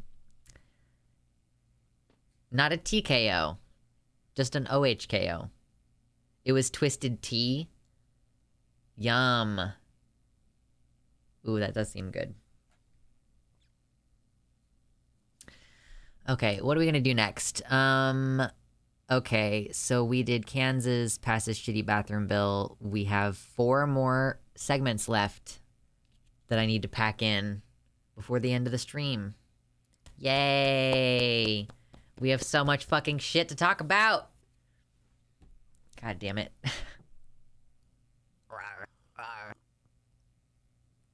Metroid Gauntlet, thank you so much for the tier 3 sub. They said, hey there, Luxander, you're super cool, and I hope you're having a great night. Well, thank you. I'm having an okay night. I will say it's not, like, great, but it's pretty good, and I appreciate your dono. That's awesome. I hope you I hope you enjoy your dicks. Can we get some dicks in chat? Maybe? Maybe some dicks in chat? Yeah, it's like... this? Hell yeah. And I'll put on the horns if we get to the stream goal today. I moved them off my desk, so I'll have to go get them, but... horns. Yeah, this will become a horny stream. If only we get donos. All I'm missing is a bingo dabber and a cigarette. Yes. Yes. Dicks in chat. Hello, Christy. What's up, Gorge? How is it doing? How is it doing? Okay, what shall we talk about next? Okay, here's our 4 things we have left. Steven Crowder, DOJ, sues Tennessee, execution comments on Twitter being censored, and Zoe Zephyr. We got 4 things. I guess I'm kind of leaning toward doing the Zoe Zephyr segment, because that's going to be, like, a huge chunk of links to go through, because I'm like, it's going to be the whole story. What's up, Penrose? Welcome in. Y'all who are just coming in, thank you so much, first of all, for hanging out with us. This is the Luxander Show. I'm the Dragon streamer. If we get to today's dono goal, I'll put my horns on. But more importantly, you should hit the like button really fast, because we're about to move into our next segment talking about Representative Zoe Zephyr, kind of doing a comprehensive look at the whole situation from her initial comments up to the present. The other Zephyr, yeah, I know. How dare she? How dare her? And then we've got like a bunch of news to continue talking about today. So yeah, get in the like buttons and let's get into talking about Representative Zephyr, I think. Let me get my fucking links open because there's a lot of them. TBH, can you, excuse me, thank you. Okay, let's click that one. And that one. Okay, I really don't like that it's making me go to the tab. Okay.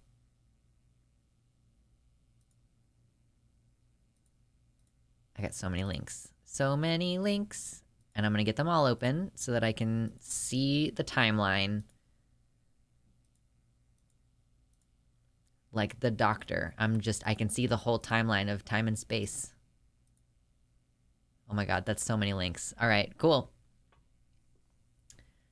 Zoe is a queen, and I will stan her. I've been seeing her clips from Aaron Reed for a while, and she's fucking awesome. She's so cool. I don't like any fucking videos, which is why I don't do it when streamers tell me. Nothing personal. I mean, if you donate like $5, I'll forgive you for never liking my videos. But otherwise, I'm like, come on, man, it's free. Like, just come on. Come on. Is this a Zelda convention? Because look at all them links. True. What's up, Draken? Hello. Welcome in. Yeah. So we're about to do our big comprehensive segment on Zoe Zephyr. Get your likes in if you haven't already. Get your sippies in. We have 100 likes. Can we get more likes? I want to get to 100 viewers today. That's what I want. While we're doing this intense politics bullshit, I want to get the reward of 100 viewers. So more likes equals more viewers. If you haven't done it already, consider doing it. I want this stream to grow. I want this show to grow this year. Growth is on the horizon. All right.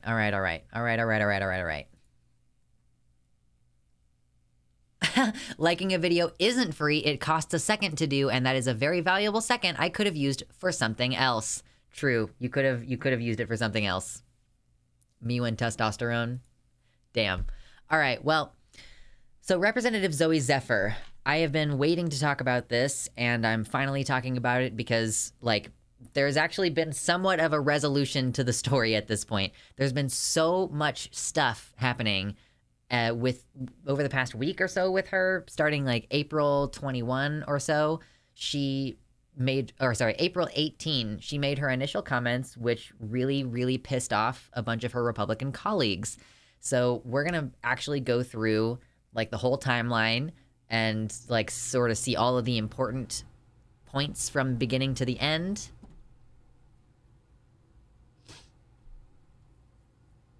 Every time you say so many links, it makes me think of too many cooks. That's what's happening in my brain too, Quarbarian. So I'm glad that we're sharing the brain cell today.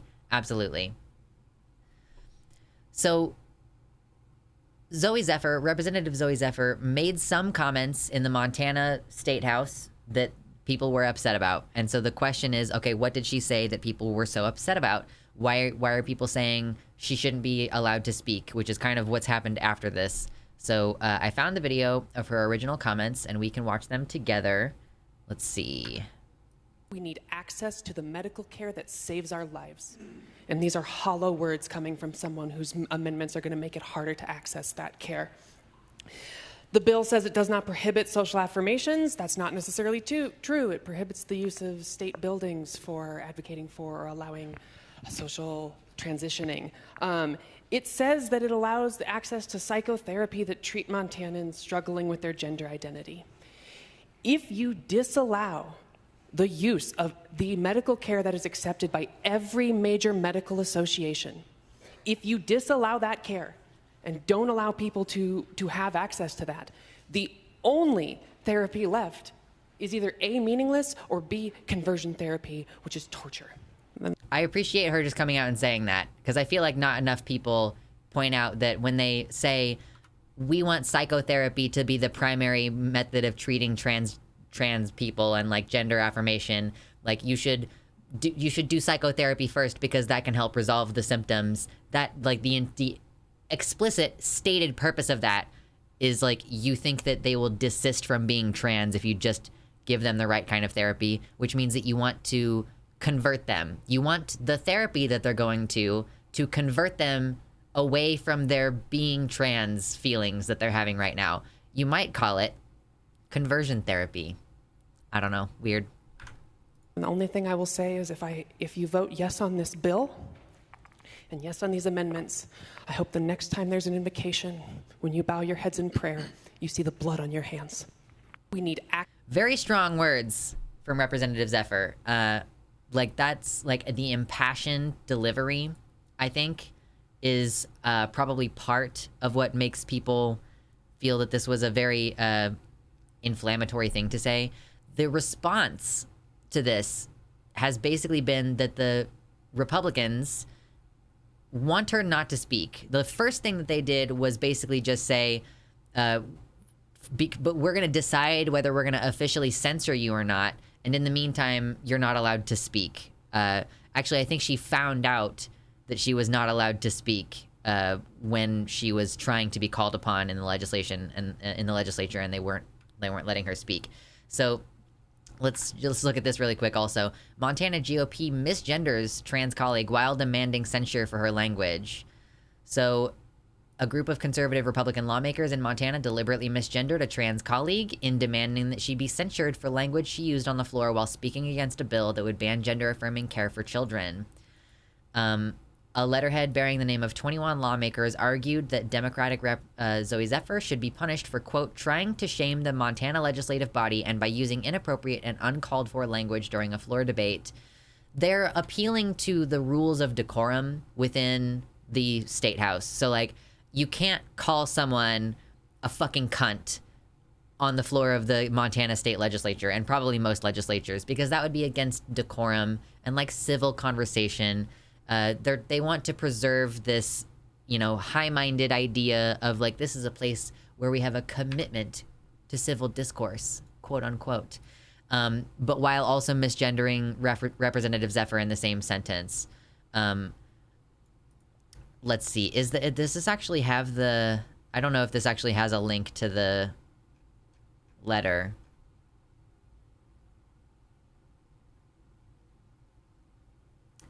But this is from pbs.org, so I'm going to trust that they read it and that they're just choosing not to publish the misgendering because they're basically just choosing not to publish the harassment, as far as I can tell.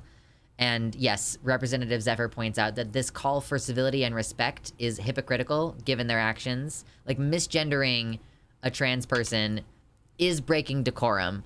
And like, so that's one of those little fun situations of hypocrisy where they want to be able to do something horrendous, but they are not going to accept any responsibility for the fact that they're doing something horrendous. Like in this case, they actually have broken decorum by attacking Montana state residents unnecessarily for simply who they are, denying them medical care, denying them access to medically necessary care simply because of who they are.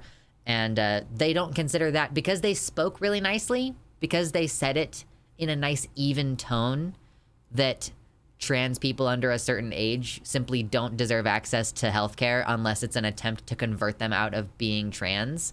If you point out the harm that can do to people, that is apparently way worse than the actual doing something that's going to kill your own constituents thing.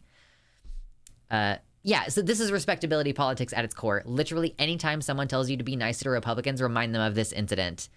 Like, there is nothing civil about being a bigot, targeting minority communities, and there is, like, the policing of a minority group trying to accurately and adequately convey the severity of those harmful actions. Like, that being punished is further continuation of the oppression of that marginalized group, for sure. Further trying to take away our voice, trying to make it so that, you know, like, I'm going to harm you as much as I want to, and you're just going to have to take it and shut the fuck up.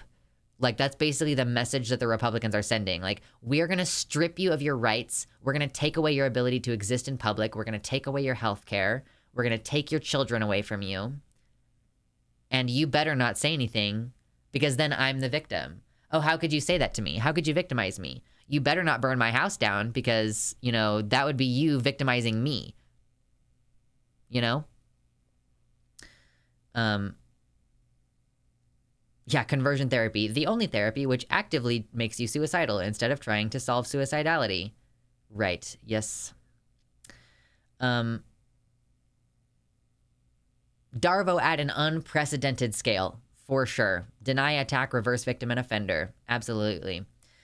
So the next part of this that I wanted to look at, you know, these Republicans, they make this big stink about, oh, you have to be civil in the way that you talk on the House. The words that she said were, there's blood on your hands, you know, which is not literal, obviously. It's not literally saying they're going and, like, murdering children and there's blood literally on their hands. It's a phrase that we're all familiar with. It's a little phrase about you're harming people. Like, your actions are indirectly going to result in death and harm. You know, we understand that this is, like, strong rhetorical language. If you understand that this is strong rhetorical language, hit the like button. Consider hitting the like button real fast. Thank you so much for watching the content. So, hypocritically, this is from the 2019 session. This is a Republican in the Montana state legislature. Right due all men through every stage of development up until their natural death, a right granted by God. My friends in the Indian caucus, abortion is a plague on Indian culture and a genocide against your own children. One cannot value and celebrate a culture if that culture is murdering a future generation. So just referred to abortion as genocide and murder. And yet, no calls for censure. And yet. It's interesting. It's interesting how that works, that Republicans can refer to, State Senator Mary Ann Dunwell says, right-wing House majority calls this tribunal tomorrow. This session on the Senate floor, the right have used terms like baby killers, murderers, and the phrase dismembering children's body parts when discussing abortion. I believe that she is a state senator in Montana. Yes. So she's saying, from my personal experience being on the floor, y'all have been calling abortion providers and people who get abortions baby killers, murderers, and referring to this as a dismemberment of children. And yet, no censure. And yet. Interesting how that works.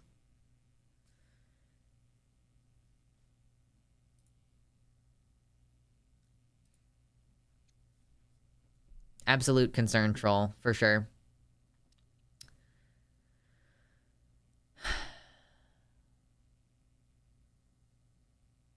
Yeah, true. It's rich for them to evoke Native Americans when the white politicians don't care if Native people get abortions because they want all of you to die. Yeah, like, let's not pretend to concern troll about Native Americans right now. So if you want to know a little bit more, just a little bit more about the quality of people who are working for the state of Montana, you know, working to represent the state of Montana, working to represent the people of the state of Montana, this woman, what is her name? I don't think I have her name off the top. So here, just like, I'm just going to let her words speak for themselves. You know, I'm just going to let her words speak for themselves.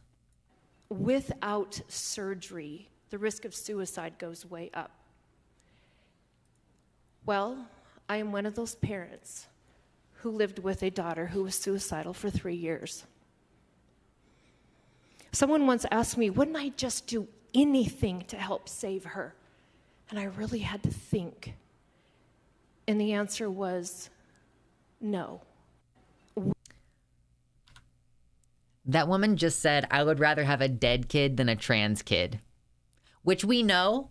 Like, let's not pretend like we don't know that. We know. We already know. But she just straight up said it.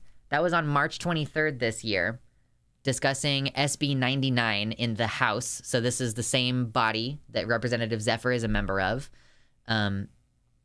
Just openly saying, like, if her kid was suicidal and this was the only thing that could solve that problem, she would not provide this affirming care. They would literally rather have dead children. So that's the kind of quality of human being who I don't actually know for a fact, but I would bet money. I'll hope someone takes me up on this. I would bet money that this woman voted to have Representative Zephyr censured or expelled or whatever terminology they ended up using for what they decided to do with her. Water.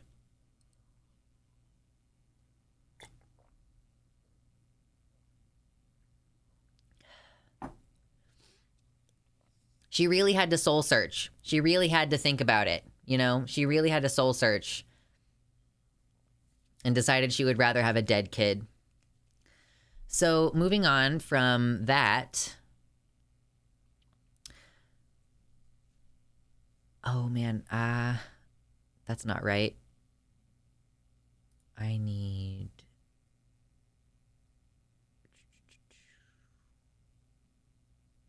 Oh, that's just in the wrong order.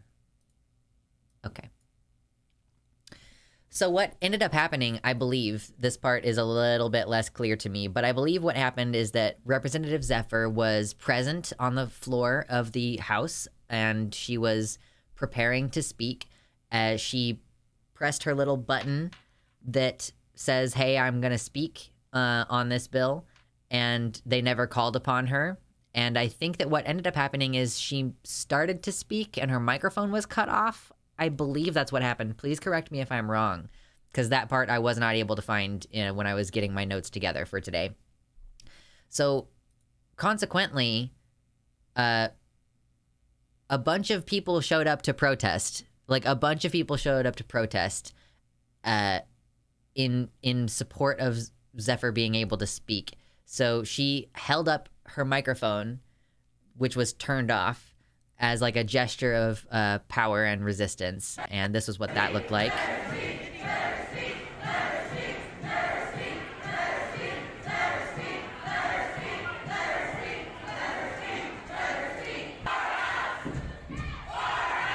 So they were chanting, let her speak, as Representative Zephyr held her microphone aloft.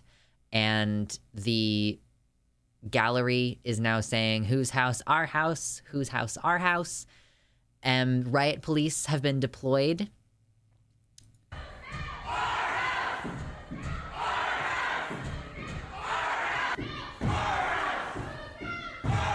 Obviously, this was disruptive to the session. And so, yeah, here's riot police pushing people up against the balcony in the gallery. I believe some arrests were made outside. So this went on for a little while.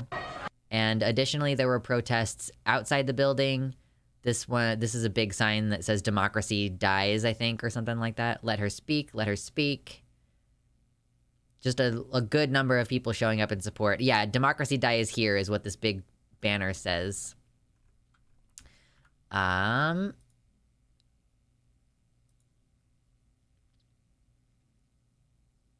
Do you have the videos of the cops beating up protesters who were just standing there? No, I don't have that. I should have that.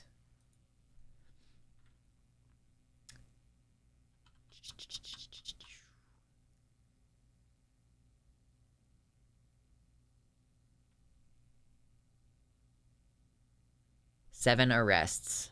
Yeah, I don't have the video on that. I'm not even sure if I'll be able to get the video on that in a short enough period of time to keep the segment flowing.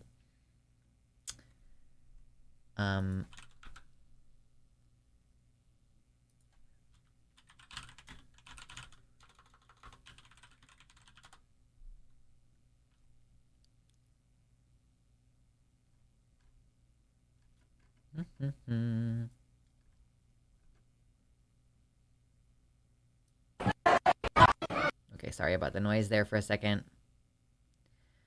I'm seeing some videos of the riot police entering the building, but none of the violence outside, I don't think.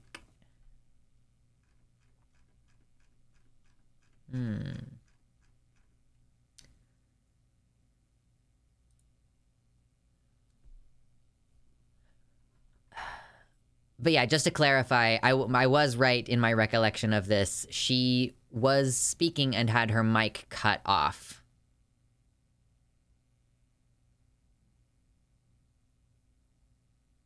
Let's see.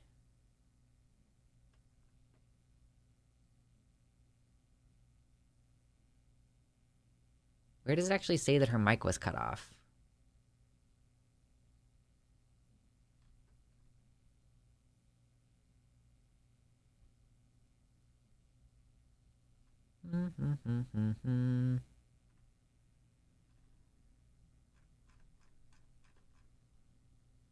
Yeah, I don't think this article actually says the details.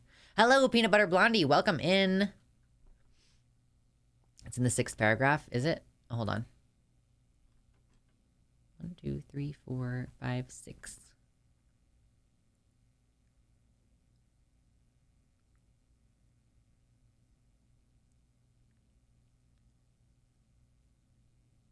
It doesn't say that in the 6th paragraph.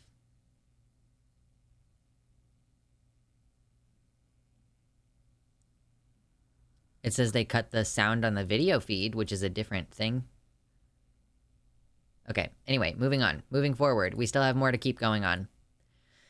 So after she's been denied the chance to speak in the legislature...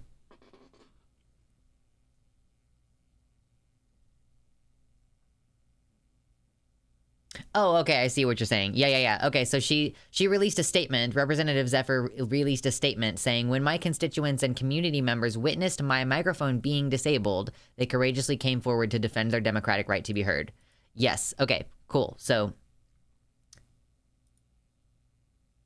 now, thank you. Whoa, that's loud.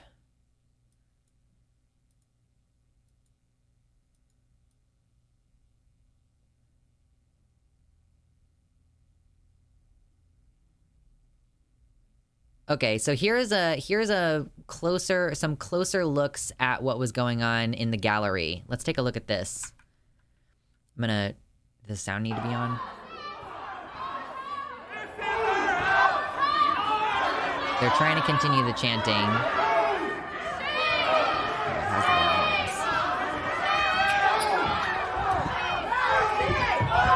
Oh.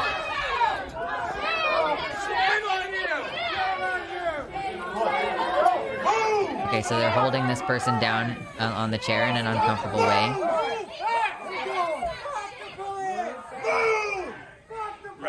They're shoving people around with their batons. yelling at them to move.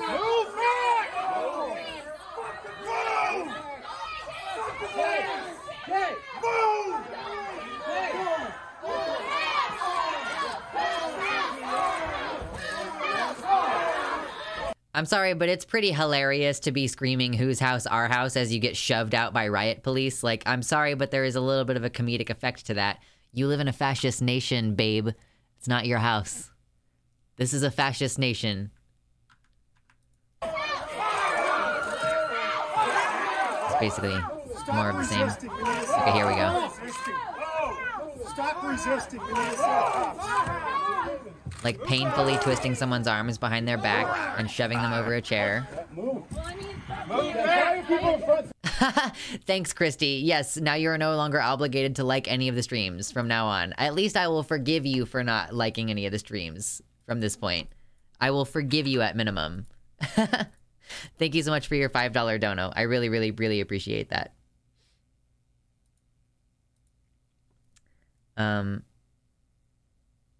Ads will run shortly for some viewers in the automated system. Okay, so yeah, a little bit more detailed view of what was going on in the gallery. Just kind of the same kind of police are handling people in an unfriendly manner and in a way that could hurt them. And we're very accustomed to seeing that in the US of A.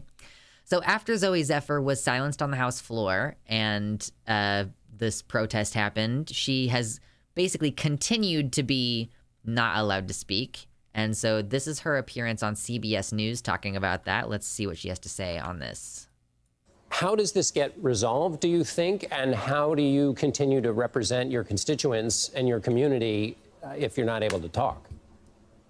You know, I was elected by 11,000 Montanans to do this work, to show up every day. And my role is going to be to show up, to punch in on the bills that I think I have something important to say on, and be ready to speak. And it will be up for the speaker to call on me. Beyond that, I'll continue to do my work in committees, do the negotiating behind the scenes to make sure good policy gets passed for Montana. But my light's on, and I'm ready to speak on behalf of my constituents. Yeah, you have a little light. You press the button that says, it's kind of like raising your hand and being like, "Excuse me, please, I would like to speak on behalf of my constituents today." Press button, light go on, hand go up. But so that you don't have to sit there like a dork, you know. But they just refused to call on her for several sessions. People have drawn comparisons, and I wonder if you see them as well with the similar demonstrations that took place in Tennessee, where 3 Democratic state lawmakers were targeted for protesting gun violence on the House floor. Same questions of decorum were brought up. 2 of them were expelled. Do you see connections, and have you had any communication with any of those lawmakers? No doubt there are connections. And I think what we're seeing is that when marginalized communities who are impacted the most by legislation, rise up and speak to the harm, whether it's me on speaking on trans issues, whether it's young Black men rising up and speaking about gun violence. Those folks in power, particularly on the far right, do not want to be held accountable for the real harm that these bills bring. And so, yeah, there's comparisons, and it's very concerning. Yeah, for sure. And what we will see later on in this segment, if you stick around, we will see later on in this segment her speaking alongside Justin Jones and another lawmaker on the news, being interviewed about this. It's like a whole 11-minute video, so we'll probably watch the whole thing. I might edit it down later, but we'll go ahead and watch the whole thing on stream. So that was an interview after she was being silenced. Now, they have then moved to more officially punish her in some way, you know? No worries, Christy. It happens. It happens. No worries. Excuse me. Is there another one? God, I'm so burpy today. Delicious. Anyway.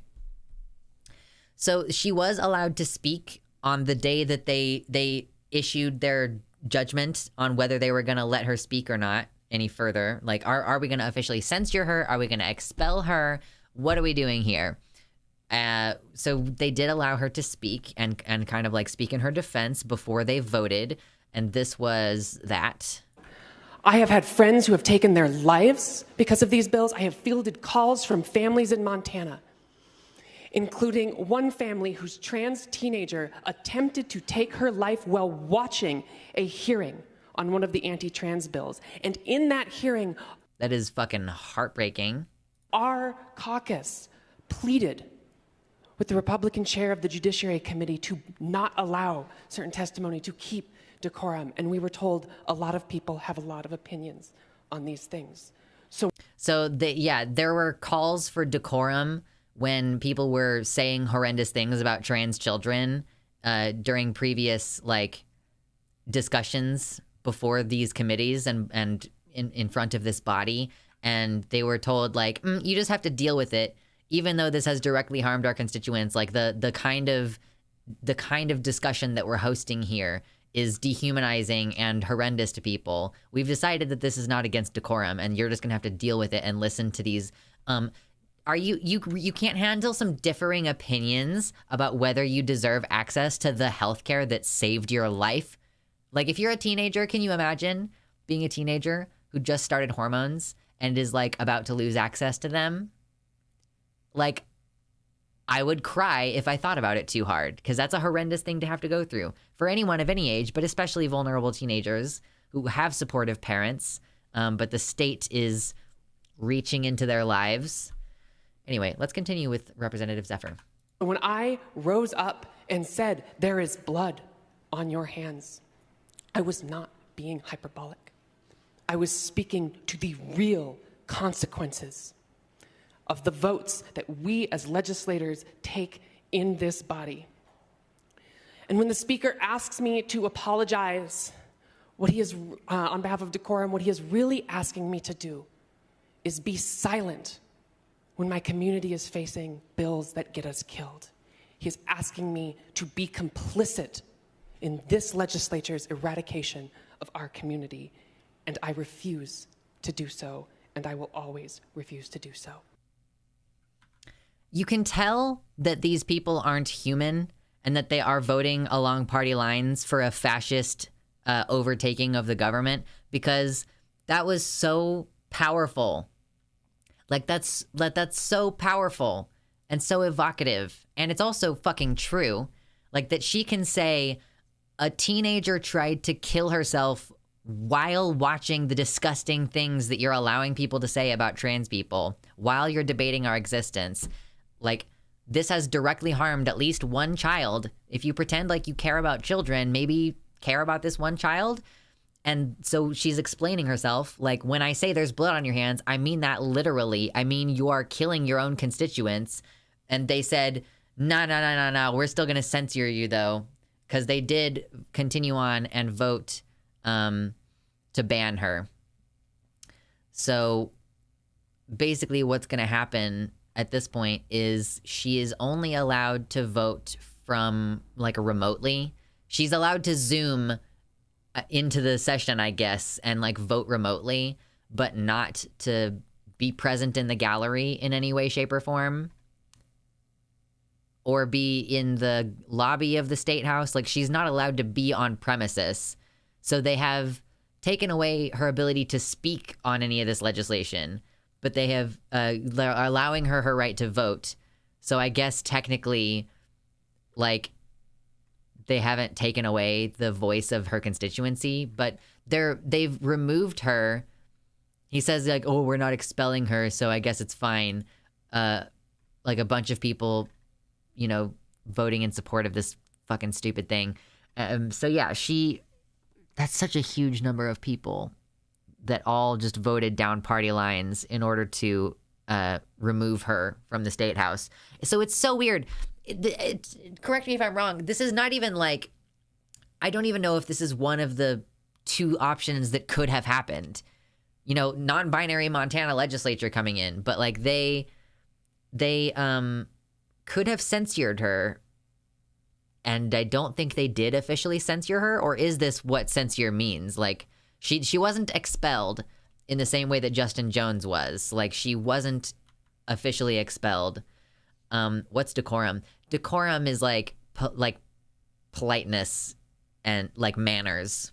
Decorum is like manners, basically, like a really fancy word for manners.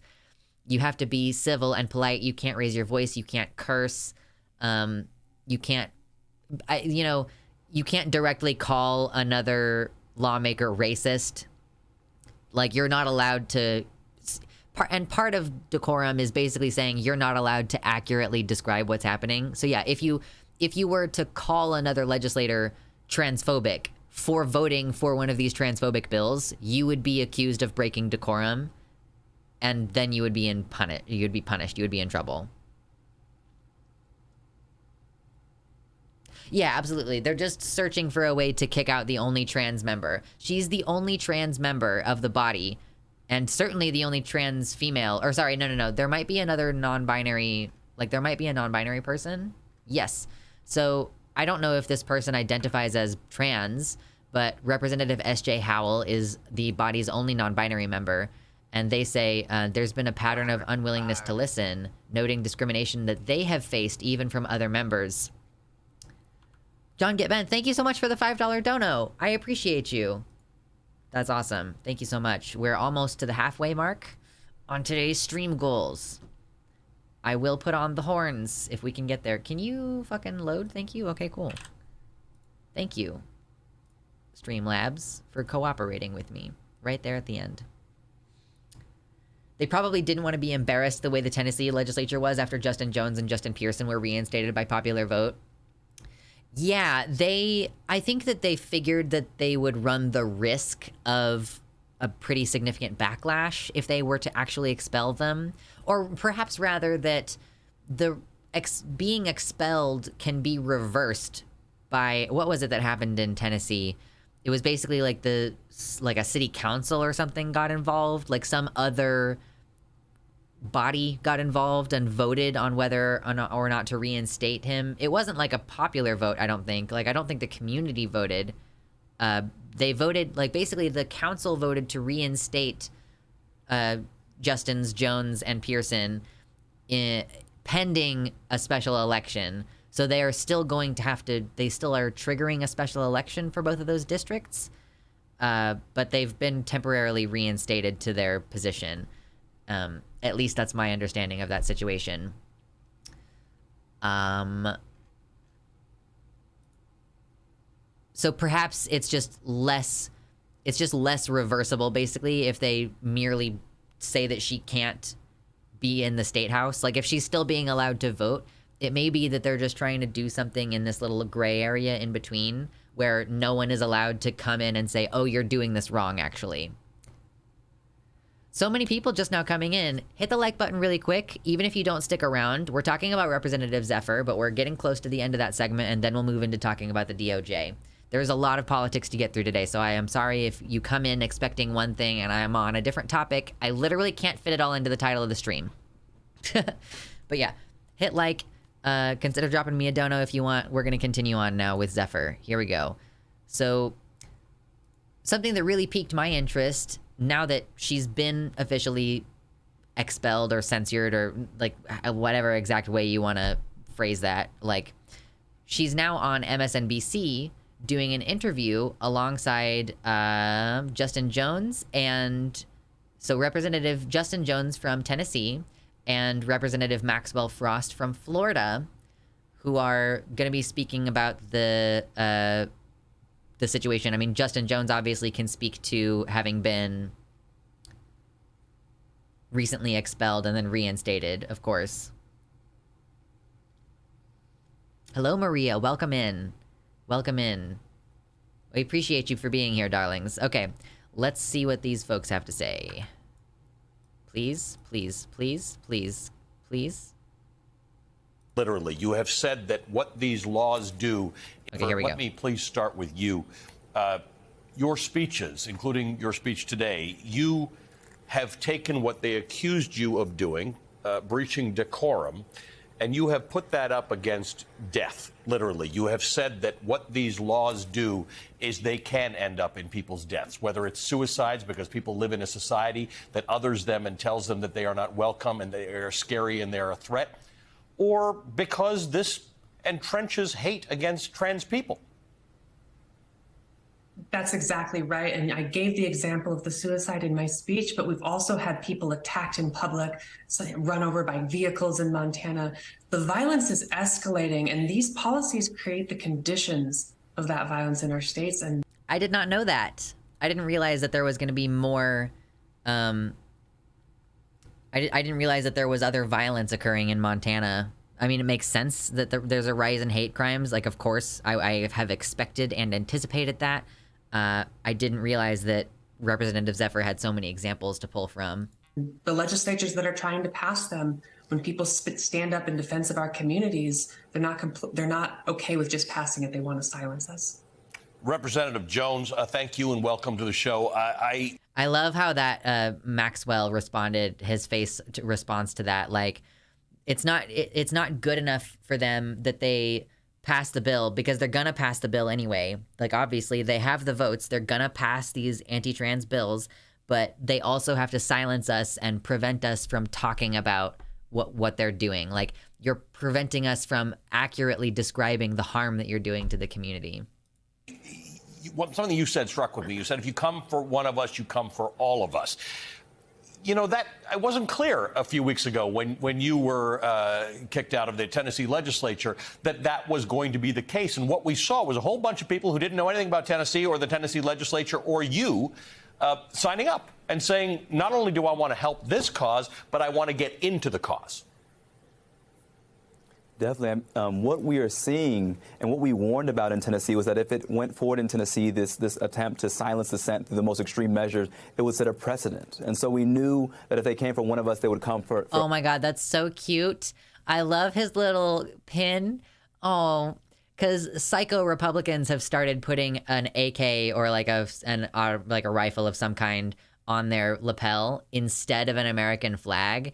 And so I love Representative Jones' response to that being like this little like anti-gun one. At least I'm pretty sure that's where this started. Or did it start with the anti-gun one? I don't know. Anyway. For others of us. And as we saw today with Representative Zephyr in Montana, this trend toward authoritarianism is just continuing.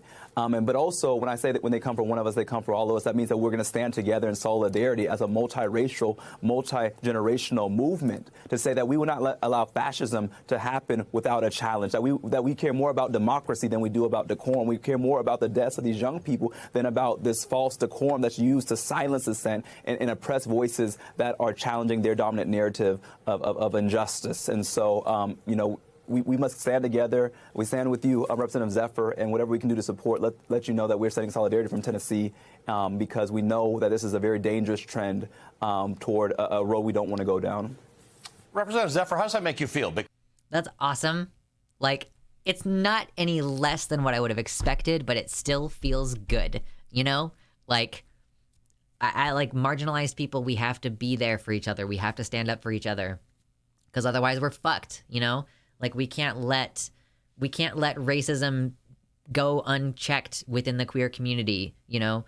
We have to address these issues and like actually be companionable to each other, right? You know? Let's keep going.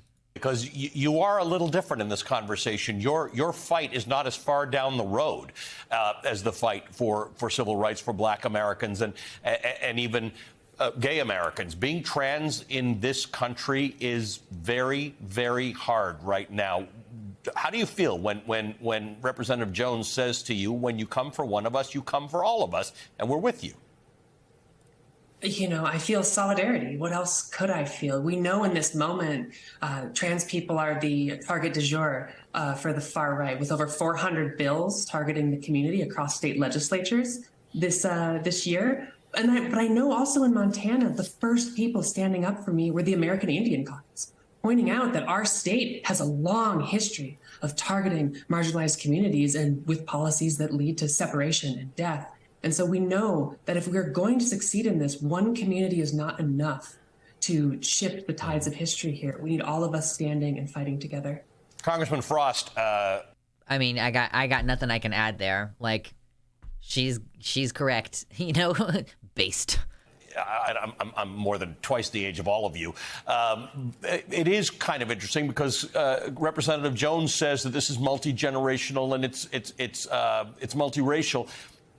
it does seem to be a lot of young people leading it. Is it multi-generational? Can you get the rest of us who are not as creative to get on this bandwagon and say it's going to look different in the future? It's going to change. Representative Ocasio-Cortez says it's darkest before the dawn. Do you believe that to be true? And can you get the rest of us to sign on to it?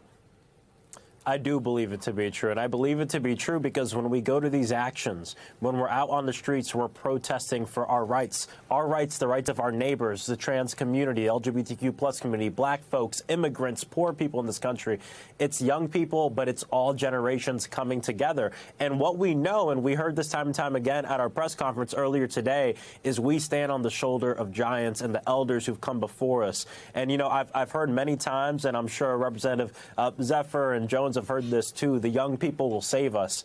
And here's the thing, it shouldn't have to be up to the young people to save us. We need everybody working together, multiracial, multi-generational, coming together to fight for the world we deserve. That's how we build an America that's true to its promise. And an America that's true to its promise rejects fascism and embraces democracy. A democracy where somebody like Representative Zephyr can stand up for their constituents, for her constituents that deserve to have that representation. But what we see happening is the right wing understands that time is not on their side, that this incoming generation of voters is voting for Democrats and people who are going to fight for them. And so they're clenching to that power with everything that they can do. And that's why we're seeing this rise in right wing fascism across the country. But we're going to fight it and we're going to win.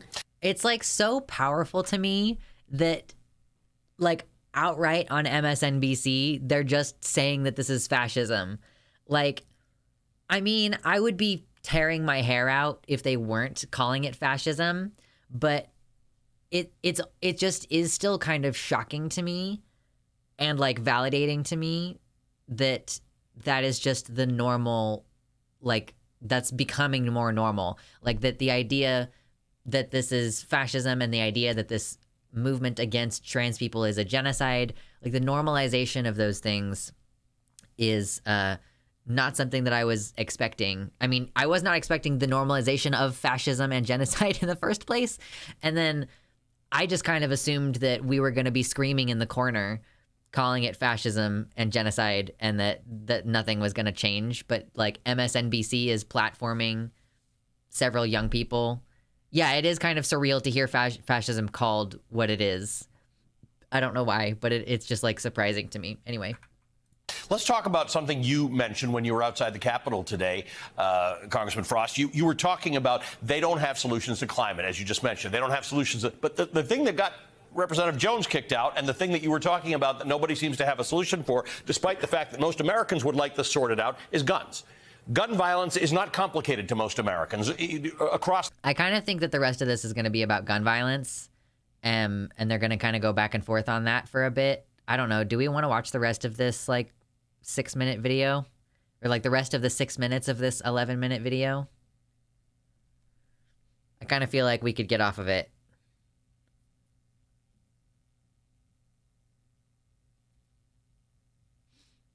Yeah, I feel like the rest of this is going to be about gun violence, which is also a problem, but it is not the thing that we're talking about today. This is America. This is now World War II Auschwitz. Yeah, aw shit. Yeah, it's like, who knows how quickly it's going to escalate to that point. I'm like lamenting. I've been hoping like, oh, I'll have a couple years to get out. But then it's like, what if in 2 years it is like there's people preventing you from crossing the border into Canada? Like, what are you going to do at that point? I don't know. Hope that you have like 4 years maybe to get your shit together and get the fuck out of here. I think that was it. Yes.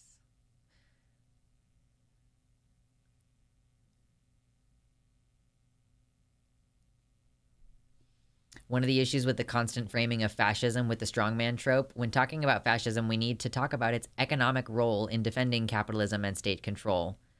I mean, yes, you can't have anti-fascism without it also necessarily being anti-capitalist. I mean, in my opinion, it's the concentration of power that seems to inevitably occur within a capitalist system. Now, that's not saying we need to get rid of markets. It's not saying we need to get rid of money necessarily. It's about the distribution of ownership and wealth. Like the specific system of ownership and wealth. Like, power continues to get concentrated further and further up. And because capitalists have a lot of money, they like feed into the government to serve their interests. The government becomes increasingly fascistic because of this increasing concentration of power. And like that increases the economic inequality because these like people who have moneyed interests and who aren't interested in civil rights continue to siphon money and power up and up and up. And so, yeah, like it just kind of seems like they're going to intrinsically tie into one another forever. Good night, Baphomet. Good night. So that's where it is right now. Representative Zephyr has been censured, I believe is the term, and is not allowed to speak, is not allowed to come on premises of the House of Representatives there in Montana. I don't know what recourse she even has on this, but she is certainly not going to stop representing her constituents the best she can. Maybe not being allowed to be on the floor will allow her more time to network with her constituents and get out there in the community. And I doubt that the protests are going to stop. I really doubt that the protests are going to stop. So we will be keeping an eye on this and see how things go for sure. Lawsuit, I guess, is the natural thing that's going to happen. Yeah.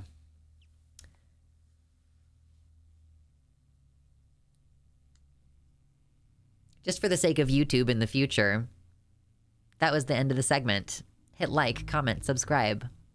Send me a donation if you appreciated this rundown, if you would like to. Okay, goodbye now. Just a little segment to include at the end for the YouTube video. Because I think we've basically said everything we need to say about Representative Zephyr. We managed to kind of pack it all in the way that it was staged out like that. So I'm more optimistic lately for the short-term future, but the more the GOP is backed into a corner, the more they will bend the rules to seize power. I mean, yeah, that's the sort of nature of the game. It's like it's a pull, like a push and pull. It's a donation, not a don't nation. True. Do, not don't. Okay, we're at the end of the segment about Representative Zephyr. We're going to probably move into talking about the DOJ next. So if you're here for that specifically, we'll get into that next. I am going to run to the bathroom really quick because I've drank a lot of water, which is good for you to do. But it also means that you have to go pee-pee sometimes. It do be like that sometimes. But yeah, I'm not going to be gone for super long. Just going to be chilling like a villain. Enjoying. Ooh, I'm going to get some Taco Bell. Ooh, that sounds yummy. Oh my God, Taco Bell sounds yummy. But I have food stamps, so I usually just try to eat groceries. I've got some fancy cheeses. I decided to get some fancy cheeses for my enjoyment and like just spontaneously, and they're really good. You can just get regular saltine crackers, like salted, preferably salted saltine crackers, because the salt like enhances the flavor of the cheese. And then you get your cheese and then you eat it, and it's so good. Oh no, food gonna make me hungry. Yeah, you can tell we've entered the time of night where I'm fucking hungry. Bro, we did not even do a full hour of chill segment, and it's still 7:19. Like, it's 7:20 right now. Jesus Christ. There's still so much news to talk about. Or actually, should we do DOJ first or Steven Crowder first? I guess we can do our little Twitter segment. When I get back, we'll do our little Twitter segment about people making threats against trans people's lives on Twitter. 7:20 blaze it. True. Water crackers are really good for cheese. What are water crackers? I don't know what water crackers are. What are those? Oh, are they salted though? Ooh, that's like a savory cracker. Oh my God, that sounds yummy. How was your pot roast? It's delicious. I've decided, I do this thing now sometimes when I am making a pot roast where, because I have an Instant Pot and I can set the Instant Pot on like a keep warm setting, which keeps the food right at like 145 degrees Fahrenheit. Like, and 140 is the food safe temperature, or sorry, 135 is the food safe minimum temperature. So I can make a pot roast. I made a pot roast a couple days ago, and it's literally still in my kitchen. Like, it's just warm in my kitchen at the correct temperature. Water crackers are fantastic. A random fancy cheese from the supermarket is my favorite occasional treat to myself. Oh, that's nice. Yeah, I even got like an even fancier little tiny cheese wheel today. It was like $5 for this little tiny cheese wheel, and that was after it was on sale. How the fuck is Taco Bell so popular? Del Taco is right there. We don't have Del Tacos in the Midwest. Do you know what we have aside from fucking Taco Bell in the Midwest? Taco John's. And like, what's the other one called? I can't remember what the other one is called. But yeah, we don't have Del Taco in Kansas, so I can't go to Del Taco, unfortunately.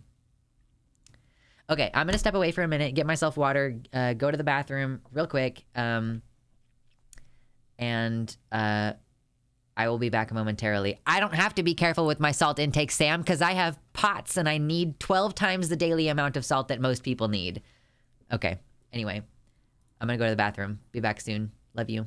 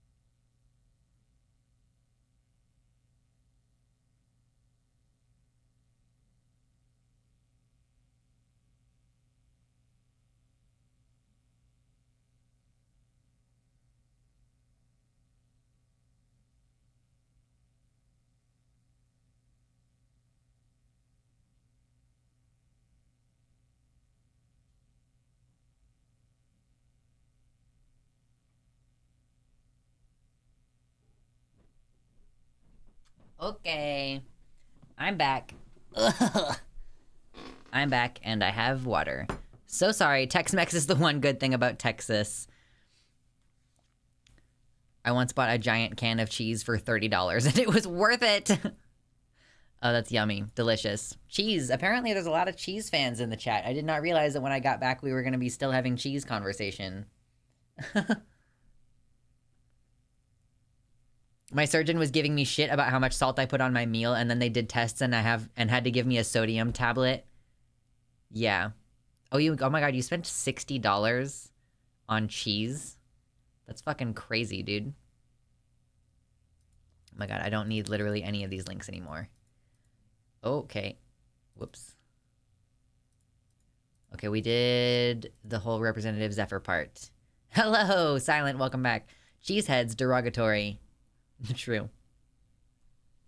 No price is too high to pay for good cheese. I've realized since my bowels have kind of calmed down, I was having some really fucked up like cramps and stuff in February or so, but my bowels have chilled out, and so I'm like, okay, you know what I want to do is eat some delicious cheese.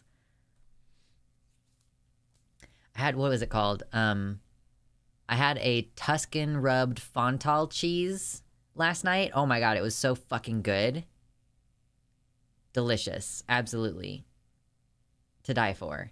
Incredible.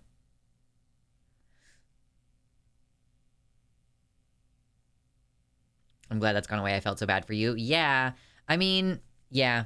I don't even know. Like, I think I was cramping because of stress or maybe from the IUD. I have no fucking idea. But I was like cramping and my poops were super weird quality. And yeah, I'm less stressed in certain ways now. And my sister got called a bitch today by a 7-year-old girl. Oh my God, derailed. Cheese is supposed to be constipating. Yeah, I know. Like, my brother had to stop eating cheese at one point when we were young. Not the brother I usually talk about on stream. A different brother. Anyway, there are 60 people in here listening to me talk about cheese and poop. Let's move on, shall we? We've got more news to talk about, and I would really love to not have to go until 10 o'clock tonight. That would be great. Poop stream. Poop. Cheesy poo. Poop, poop, poop, poop, poop. All right. Let's see. We got a couple of links here.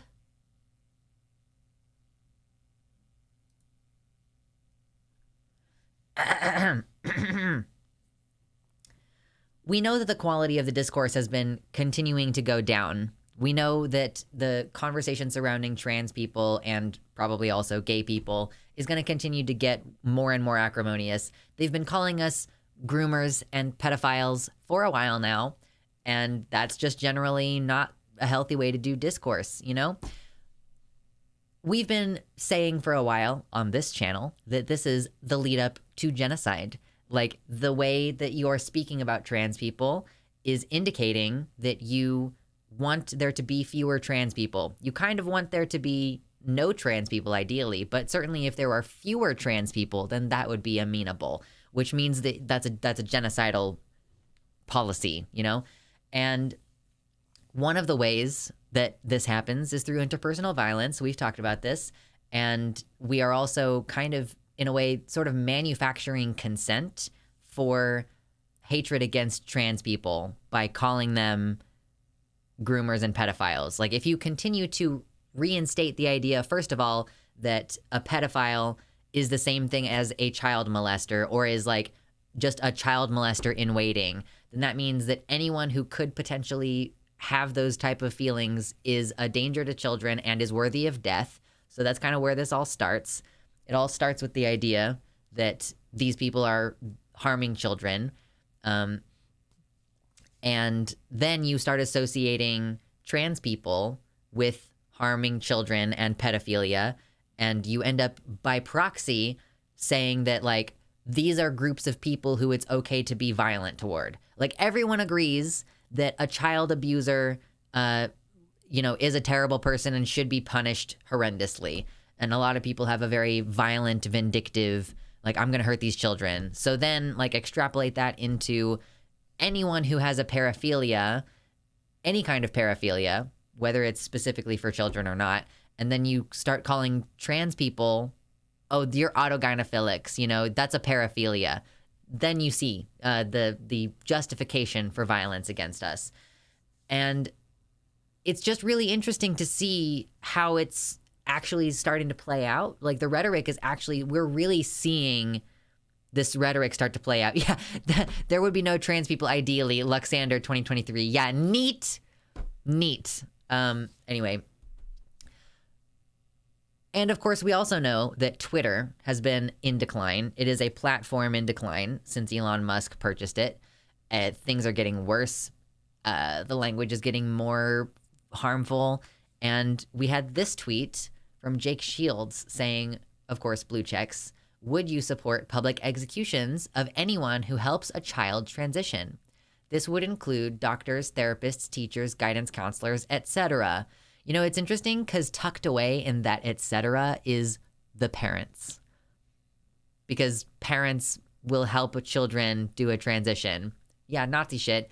And then a bunch of blue checks commented, I would settle for us putting an armband on those who introduced it into the culture. Something to identify them with. Thumbs up. Yes. All these people support execution for anyone who helps a trans child get the medical care that they need. No, because children shouldn't witness death. I'm down with PPV, though. What is PPV in this instance? For some, I know it doesn't mean penis, vagina, but that's what I think it means. Please help. This person says, I would gladly volunteer as the executioner. Oh, pay-per-view. Oh, okay. Yeah, they shouldn't be publicly executed, I guess, but on pay-per-view, that's fine. Okay, yeah, sure. See, again, as we were just discussing in our segment about like Zoe Zephyr and all that, like that there is a connection between capitalism and fascism, you know? Like that, yeah, that capitalism would profit directly off of pay-per-view sales of fascist executions of trans people and the doctors that help us get transition care. Great. Some other person says I volunteer to be the executioner. Public execution is kind of wild. I'm not saying I'm against it. I'm just saying that's some wild shit to throw out there. Then again, so is changing your gender. So IDK, absolutely, says this person. So that's some crazy shit that is just being said on Twitter. Now, the original tweet where Jake Shields said, would you support public executions of trans people? That tweet has been deleted for quote unquote violating Twitter rules, presumably, but the account is still up. Jake Shields' account is still up. And I think that actually there's another tweet where he was making a similar question in February. That tweet is still up. I'd have to go look for it though.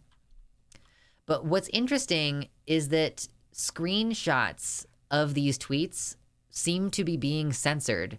Like this tweet right here, you know, Alejandra has these ones, like these ones are showing up, but this one is not showing up. The entire reply section is full of Twitter Blue users saying trans people and their allies should be executed. And like these images will just not load. These are pictures, these are screenshots of those tweets and they're being censored. These images are not loading. Look at this. Images are just not loading.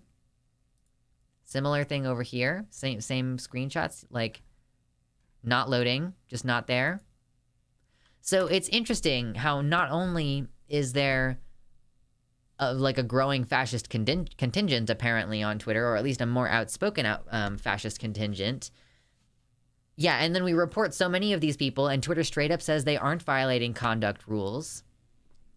And then Twitter goes so far as to censor, because I guess like you can't see your product Twitter Blue being associated with calls for executions, I suppose.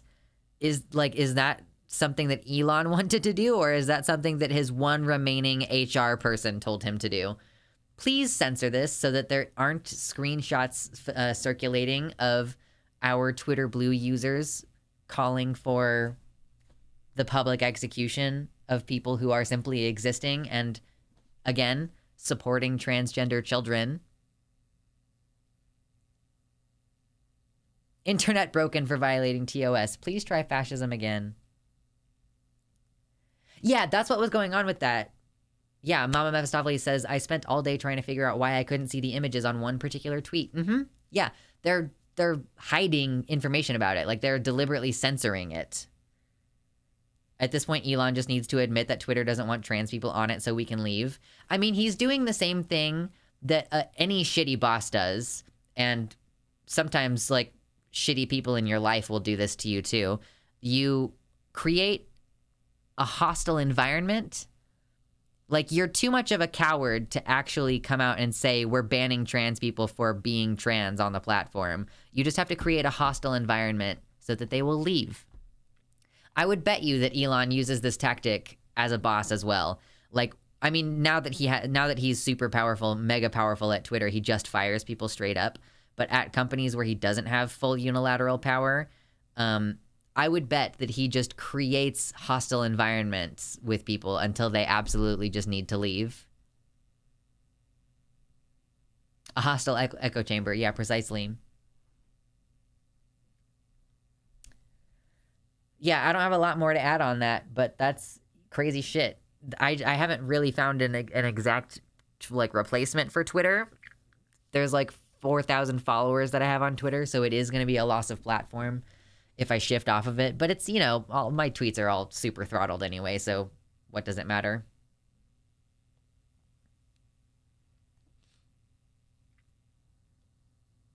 What is Blue Sky about? Is Blue Sky good? Is anybody on it? Is anybody trying out Blue Sky? It's one that I've heard of recently.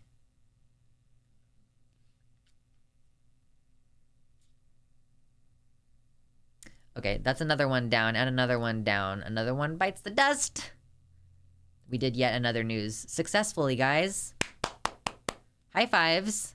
That was multiple high fives. I was high-fiving several of you in a row. It's like when you're playing like baseball or whatever and it's the end of the game and you're like, good game, good game, good game, and your team is like in a line and the other team is in a line and you're going past each other like this and you're like, good game. Yeah, news speedrun, let's go. No, not Blue Sky the song. There's another platform that frankly kind of looks a lot like Twitter. This is now a speedrunning stream. Yeah, news speedrun any percent. I'm getting fucking tired though, dude. Like, I'm hungry too. We should all just leave to Mastodon.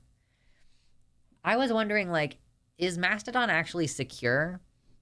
You know, like if I install Mastodon on my phone and log into it, like, I feel like I keep getting disclaimers from it that it is not secure necessarily. And so I'm just like, I'm really weird about it. Oh my God, I'm so hiccupy. Okay. I keep telling the LGB people and the TERFs that no one is going to be left to protect them when the leopards eat their faces, but they just keep denying the leopards will eat their face. That's how it is, Rotsoy. That's just how it's always going to be. Oppressed people try to align themselves with the oppressors in order to avoid getting targeted, but then they just become Ernst Röhm, so what are you going to do?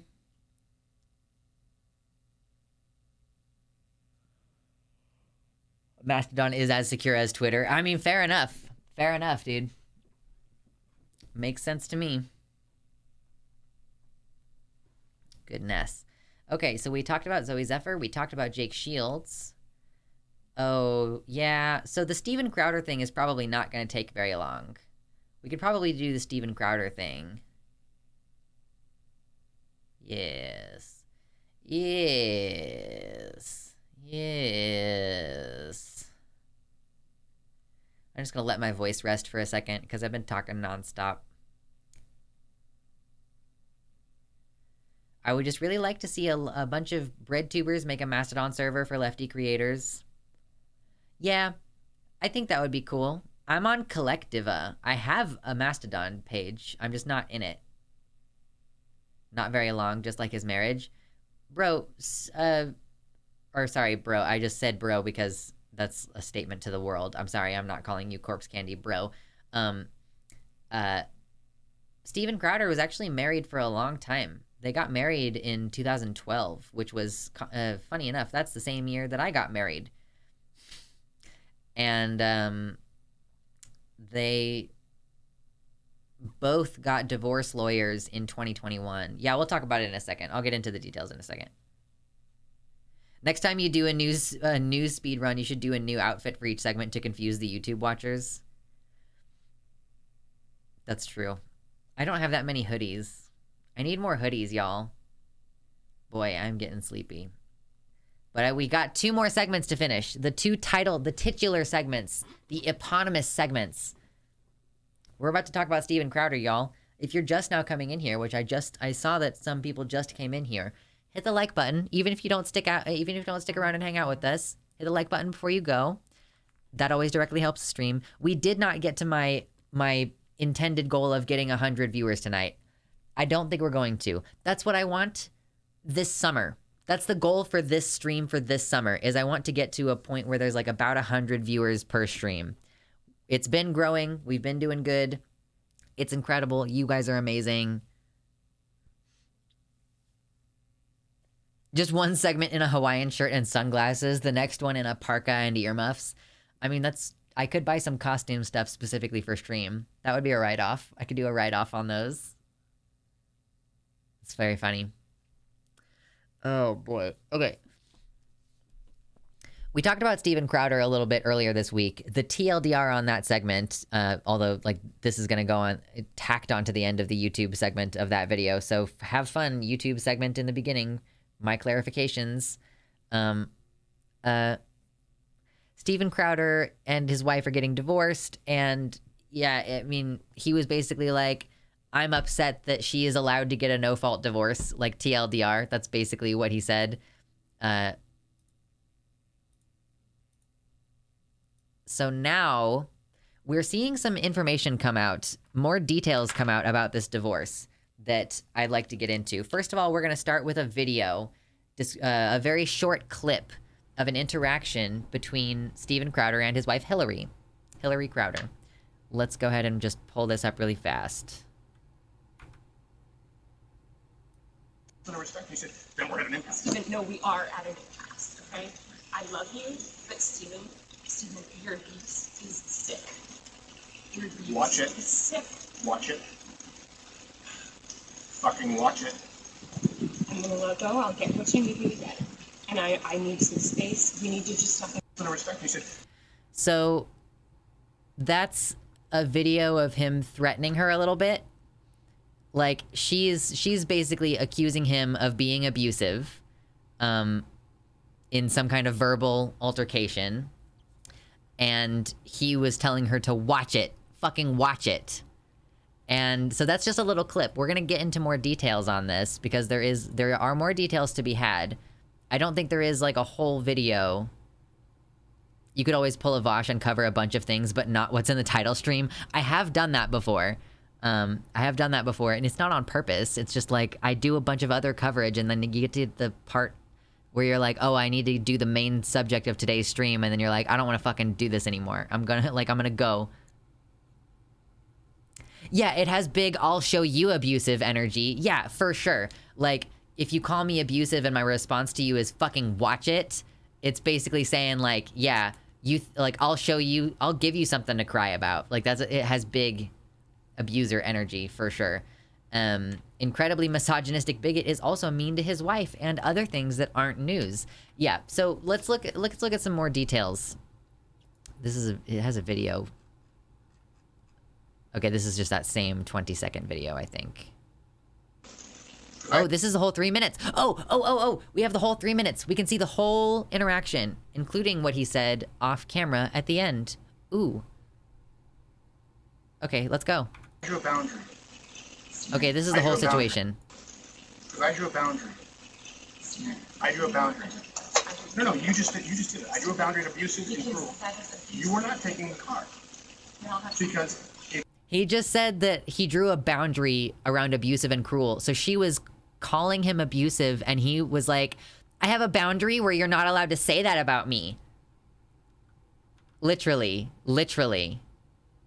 He was like, I have a boundary that you can't say that about me. I bet you that's what happened before this clip started. Take it back just slightly. you were not taking the car. Because if you refuse to do wifely things, then I will go pick up the groceries. There are no groceries. I'd be happy. Steaks, wood pellets, my grill. I know it's an unreasonable request, but I'll go do it. How about you first? They're having a fight over who's allowed to use... By the way, they only have one car. They have one car, and so they're having an argument right now about who is allowed to use the car. Wifely things. Is he basically saying, like, you haven't fucked me in a while? She is 8 months pregnant in this video, by the way. Is he trying to say, like, you haven't fucked me in a while, and therefore... He's saying, I'm not going to let you take the car to go get groceries. He's just telling her, I'm going to go get the groceries. Even though she's like, I'm just gonna go get the fucking groceries. And he's not letting her because he controls who's using the car, I guess. For some, like, somehow Steven Crowder is a millionaire, and he is, somehow Steven Crowder is a millionaire and they only have one car. That's not a controlling thing at all. Anyway. Hillary, how do you respect the man? Yes, other than man, other than man, receive love and respect. What the fuck is he saying? No, other than man, no, you're not taking the car. Stephen, You're not taking the car. Stephen, you are not. then taking I will the car. ask someone to pick me up. Would you like me to ask? Oh, that's right. It's not about Stephen. She was like, okay, if you don't want me to use the car, then I will call someone to pick me up and take me to the store. And then she asked, who do you want me to call? Like, basically, like, asking for permission from him, essentially, to call to have her taken to the grocery store. I bet that's intentional. Yeah, oh, for sure it's intentional that she doesn't have her own car, and she has to ask permission. Get an Uber. Okay, Stephen, I can't. Feeling some constraints? Steven. Like, I can't Steven. go. Listen to me. Listen to me. You want to walk out right now? She's very distressed. She's very stressed out right now. And it seems like this is an ongoing issue for her. Like, the way that he is interacting is just not... She's finding it very frustrating. He's, like, trying to control her behavior. She was like, I'll call someone to pick me up. And he said, take an Uber. And she's like, I don't even know how the fuck to respond to that. Listen to me. I can't go to the gym. I can't go to my parents. I can't call my friends. I can't be home. You're going to take the car and leave me here. Hillary, just think of how boxed in you've made me. What do you need me to pick up? I'll get it. I'll be back when I'm back. No, that doesn't work either. You'll be back when you're back. He's like sat on this couch. Is he basically saying, I have plans today that are more important than you going to the grocery store? Come on. I was hoping that you would just play and not open like that. Okay, thank you.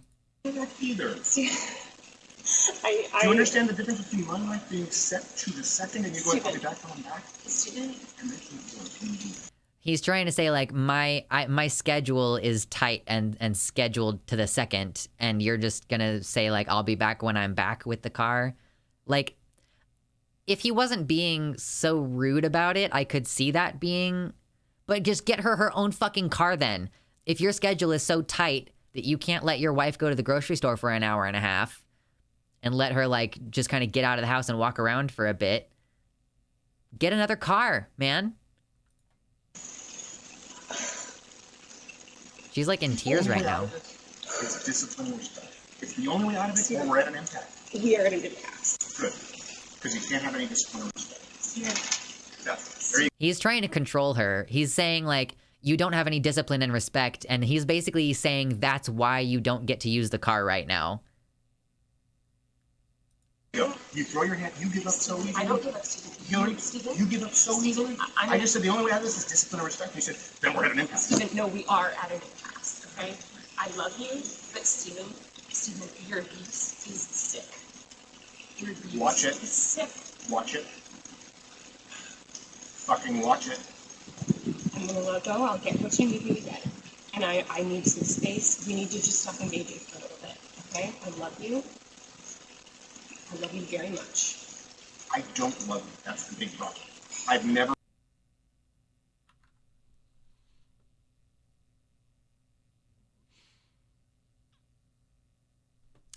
That's like a really fucked up thing to have someone say to you.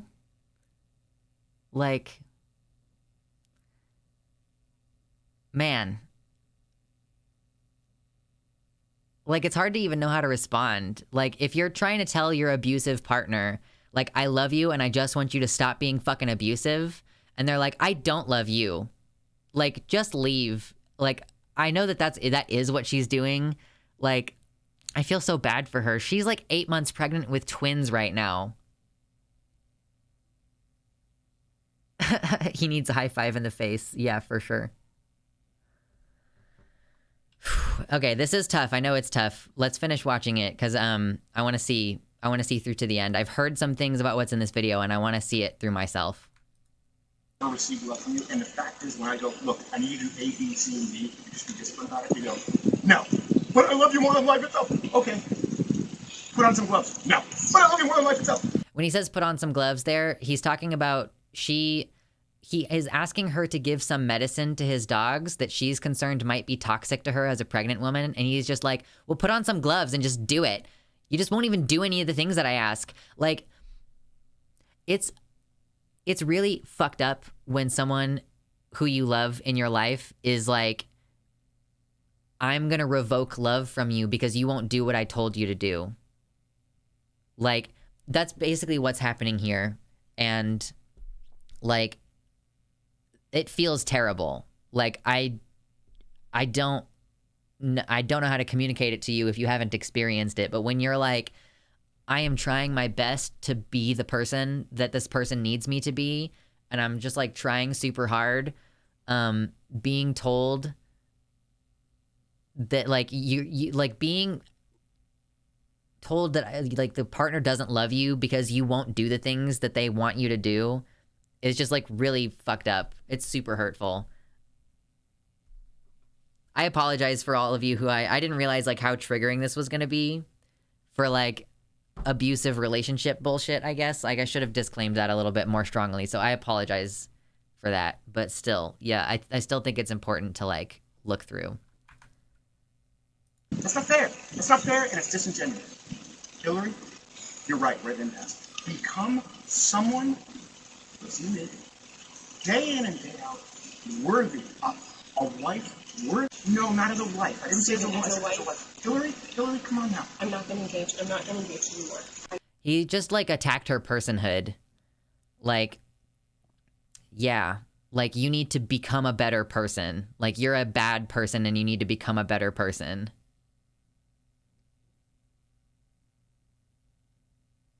Yeah. Steven doesn't know what love is. What a horrible waste of human skin. I'm mostly watching this through to the end because I've heard that he threatens her at the end of the video. So that's why I think it's important to watch all of it, because I want to hear that part. You know, there are folks who will claim that this is not abusive, like that this conversation is not abusive, and those people are terrifying and you need to get away from them because those are abusive people. If you know someone who sees this and doesn't think that it's abusive, that person is an abuser. For sure. For sure. Anyway. I'm going to go. I'll text me what you need. I'll get you what you need. I love you. I'm committed to you.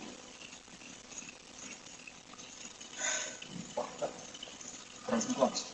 Are you committed enough to do those things? I'm not going to. Are you committed enough to do those things? You're not committed to anything. You're not committed to anything. You just said I love you. I'm committed to it. Walk the dogs. Put on some gloves. Walk the dogs and put on some gloves. One of the things that he's pissed off at her for not doing is not walking the dogs. She is 8 months pregnant with twins. She is 8 months pregnant with twins right now. And he's like, I want you to potentially breathe in toxic fumes from a toxic medicine that my dogs need. And I want you to walk the dogs and risk going into premature labor. Like, no wonder she's getting a divorce, y'all. No wonder she's getting a divorce. Walk the dogs. Are you committed enough to do those things? Are you committed enough to do those things? Are you committed enough to do those things? I'm going to just walk the dogs. Put on some gloves. Are you committed enough to get the medication the dogs take? No, you take Betty.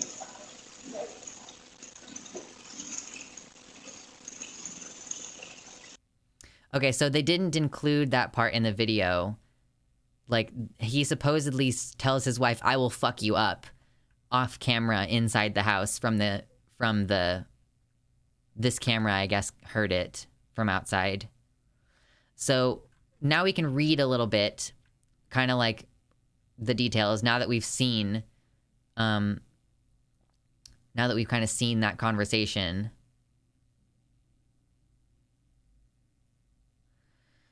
Okay, so the Ring camera footage documenting these moments, leading up to the moment where Steven said, I will fuck you up, something that was at the pinnacle of aggressiveness in their marriage, but was also part of a pattern of emotional abuse, is posted in full at the top of this post and detailed later on. Yes, neither Hillary nor Steven Crowder is contending that there was physical abuse in their marriage or sexual infidelity. And in audio files and text messages I reviewed, Steven Crowder admits to some of his faults, which include a volcanic temper repeatedly and at times regretfully. According to sources I spoke to who are familiar with the relationship, Steven Crowder's admissions often came after a sustained period of mental and emotional abuse, and he didn't seem able to control the impulses. This story is based on conversations with multiple sources, none of whom would speak to me unless they were granted anonymity. I also reviewed text messages, extensive audio files, and personal videos documenting the Crowder's marriage. Hillary Crowder was not available for comment specifically on this story. The Crowders were married in 2012 after dating for 2 years and being engaged for less than 1 year. Hillary Crowder filed for divorce in December 2021 after she learned that her husband had hired a divorce attorney a month earlier. So this abusive piece of shit, filed for divorce, basically, so she gave birth to her twins via cesarean section in August 2021, 2 months after his children were born. 3 months, 2 or 3 months after his children were born, he files for divorce, he hires a divorce attorney. And so she files for divorce in December 2021. Oh yeah, also, he was not there when the twins were born. The night before she gave birth, Stephen and Hillary exchanged a series of text messages about separating. So on August 21, Hillary sent her husband one of the final messages. Stephen, I'm afraid of you and your rage. You are scary. You scare me. I want to heal things, but you have to take responsibility. Stop blaming others. Stop feeling pain and sadness only for yourself. In the past 2 weeks, rumors of their divorce, which the press had not discovered for over a year, began to spread on Twitter. And then on Tuesday, Crowder briefly spoke about the news. We talked about that before. If you're watching this on YouTube, then you've just watched that part. What Crowder didn't mention was that his very private wife, who hardly appears at public events and is rarely photographed, had made a request via her attorneys that her husband not discuss their divorce at all.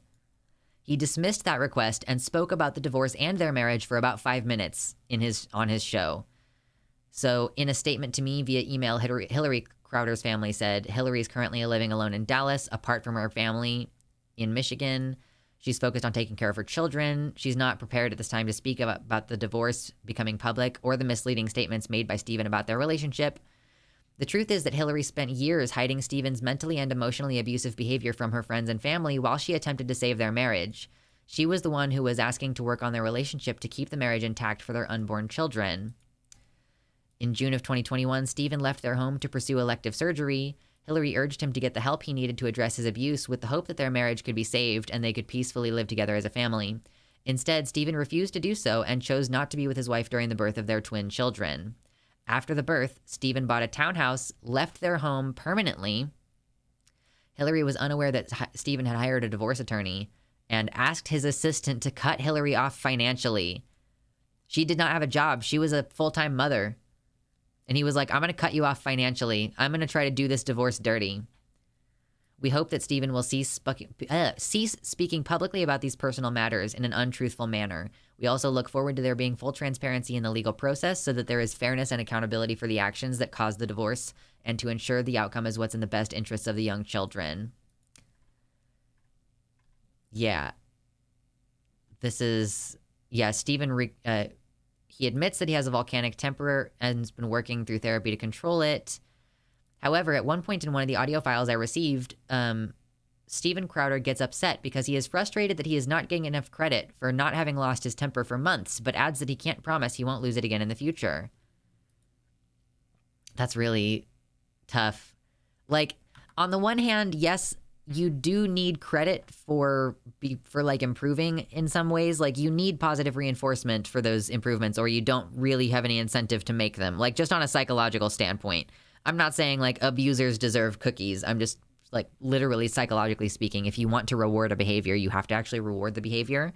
But you can't complain about that and accompany it with a threat that you're going to lose your temper in the future. You know, that's fucked up.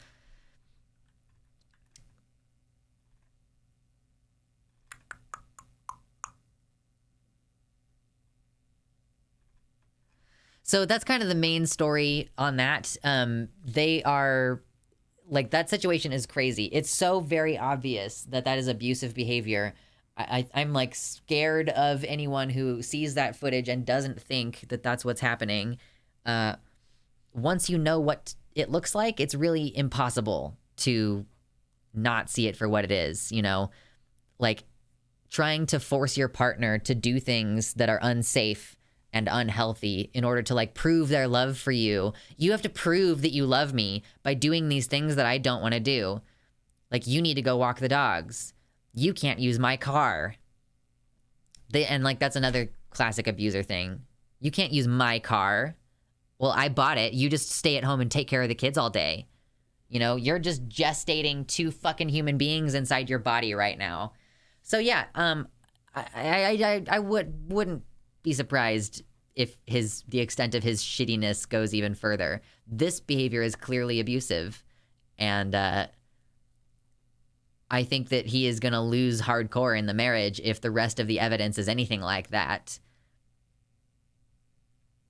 If Crowder loved her, he wouldn't want her to do anything that put his pregnant wife at risk. Yeah, I mean, and his children, he said, like, I don't love you. I've never felt love from you. You know, that's like another thing for abusers is like the refusal to accept that your actions can be loving, even if they're not the actions that the abuser wants you to be taking.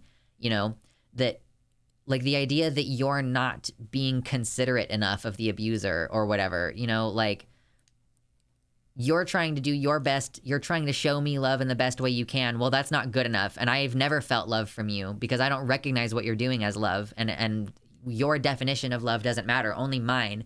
And truly, at the end of the day, it's not about love for these kind of abusers. Like, I don't want to like pathologize and accuse Crowder of having like a specific disorder or anything, but there are personality disorder traits going on here. Like, there's a couple of different personality disorders, and there's some traits of those disorders that I think are on display here. And I do hope that he's getting the help that he needs, because those kind of tendencies are destructive to your life and destructive to the people around you who you love. And this woman is going to continue to have to deal with him unless she gets full custody with no visitation. But I don't know if they'll be able to get that with her not having the resources. I'm not sure. It'll be really interesting to see how it goes. I bet he's going to get fucking reamed in the divorce. Hope she bleeds him for every penny he has. I mean, I do hope that she gets as much out of him as she is able to, and that she gets full custody and that her children don't have to be around this man. But insofar as he has to still be involved in their lives, like, I hope that he is getting the help that he needs, because that is some truly abhorrent behavior. Not that his, like, beyond his rhetoric being abhorrent, which it is, it's terrible the way that he speaks about minorities. But yeah, like, the way that he treats his pregnant wife is just truly cruel and condemnable. Yeah, the use of basically calling out my abusiveness crosses my boundaries and therefore makes you the abuser really hit hard. Yeah.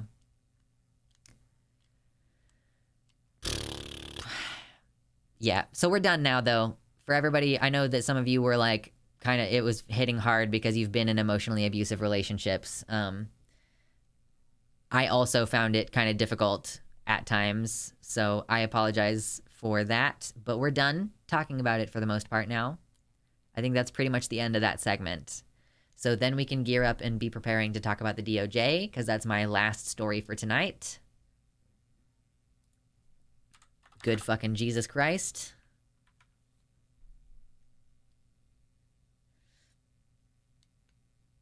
Completely unrelated, but I just wanted to say the thumbnail for your recent video is probably your best thumbnail. The one with the demon horns and the rock fingers. That was a fun one. I'm like, sometimes I wonder if my thumbnails should be a little bit more eye-catching than they are, but I don't really like doing thumbnails, so that it just doesn't, it's not something I want to spend a lot of time doing.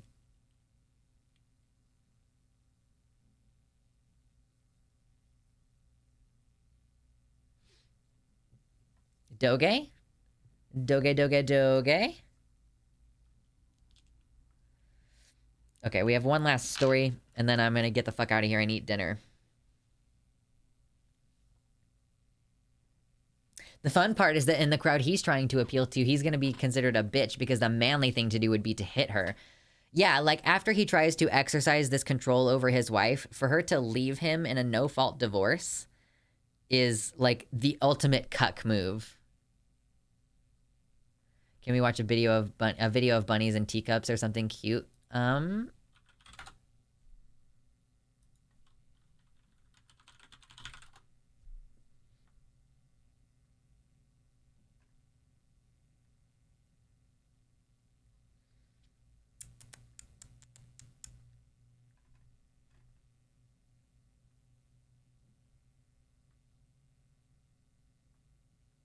gonna turn off sound. No sound.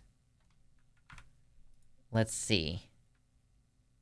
This is a funny dogs, or a funny animals video. Dog fell off the bed. It's pretty good.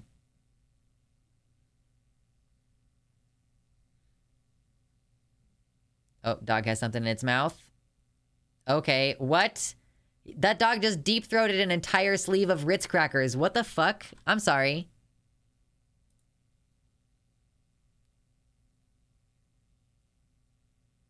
What? That dog deep-throated an entire thing of Ritz crackers. What the fuck? Anyway.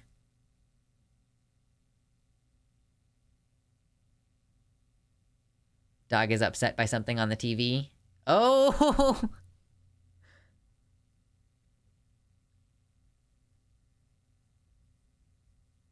Ahaha, he could reach it.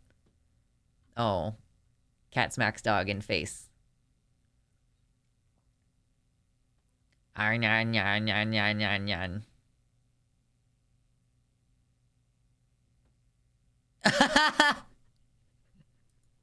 Oh god, that dog just put that dog's face in his mouth. Oh man. Anyway. Okay, we had a timeline cleanse. Timeline cleanse. Alright. Whew, goosefraba. Okay, we're gonna talk about Biden suing Tennessee now. We've dropped down to 40 viewers, so that's cool. Let's finally talk about the titular segment.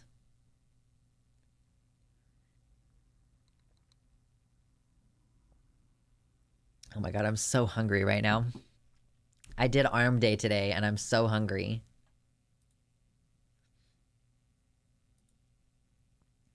Time to shoot up estrogen, biatches. Yeah, I feel like I should do my shot today.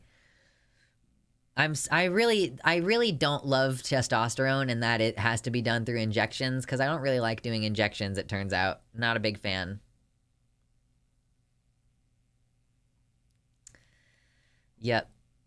If you're just coming in, or if you haven't yet, go ahead and hit the like button. We're finally about to talk about Biden and the Department of Justice suing Tennessee. Excuse me.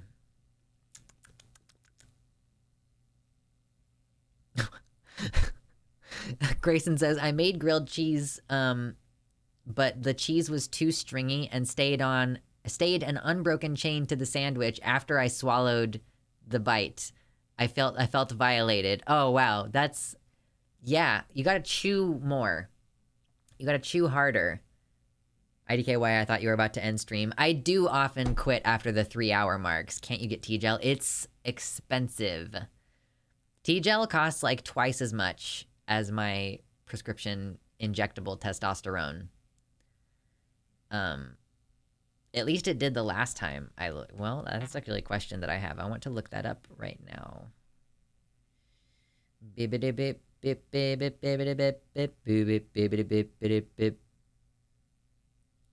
I go on GoodRx and I look up the coupon. Are shots better than oral? You can't take oral testosterone. It will destroy your liver, apparently.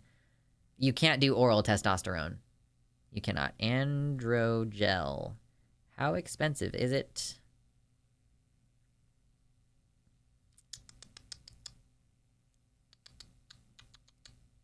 Yeah, the cheapest I can get Androgel is for like $48. And my testosterone is like $30-something. So, like, yeah, I guess it's a possibility that I'll make that trade-off later. But yeah, for now, I'm just going to stick with being kind of inconsistent with my injections. I'm probably going to increase my dose so that it's a little bit less of a big deal to miss one. Indeed. I'm about to ask about starting injections. I think it's more effective for estrogen as well. T-Gel is also annoying because you have to keep the area that you put it on covered at all times. No walking around shirtless. You can walk around shirtless. You just can't touch anything. Is it true that tea makes it easier to lose weight? It makes it easier for you to metabolize fat. Yes, it does make it easier for you to metabolize fat.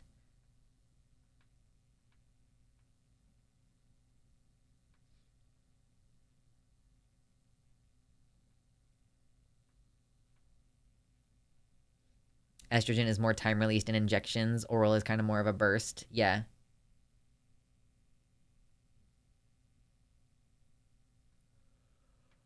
Okay, anyway, good Department of Justice. Okay, we're about to talk about it. Oh my god, we're finally there. We're finally there. I'm tired and I don't want to talk about this. Okay, we're doing it anyway.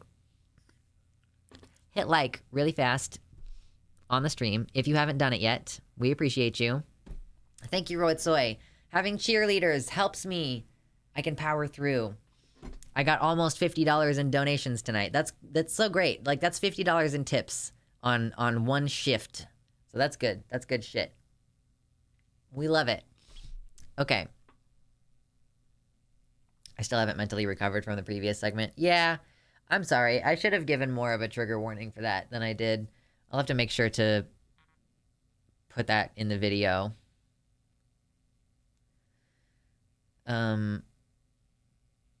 Okay.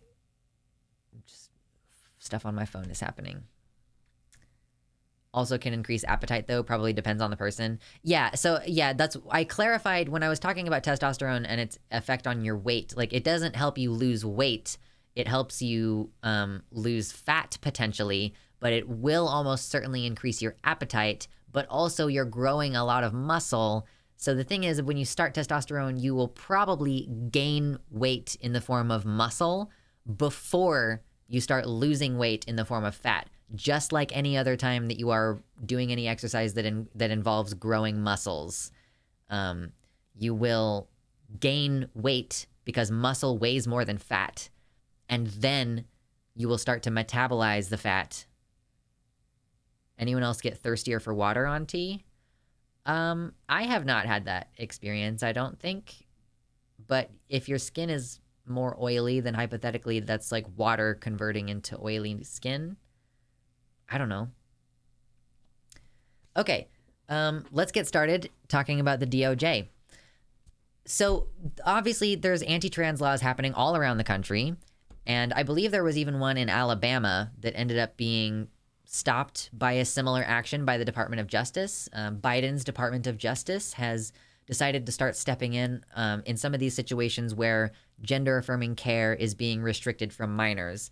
So we have Tennessee, in this specific instance, has, I believe, passed a law last year that bans medically necessary care for trans kids.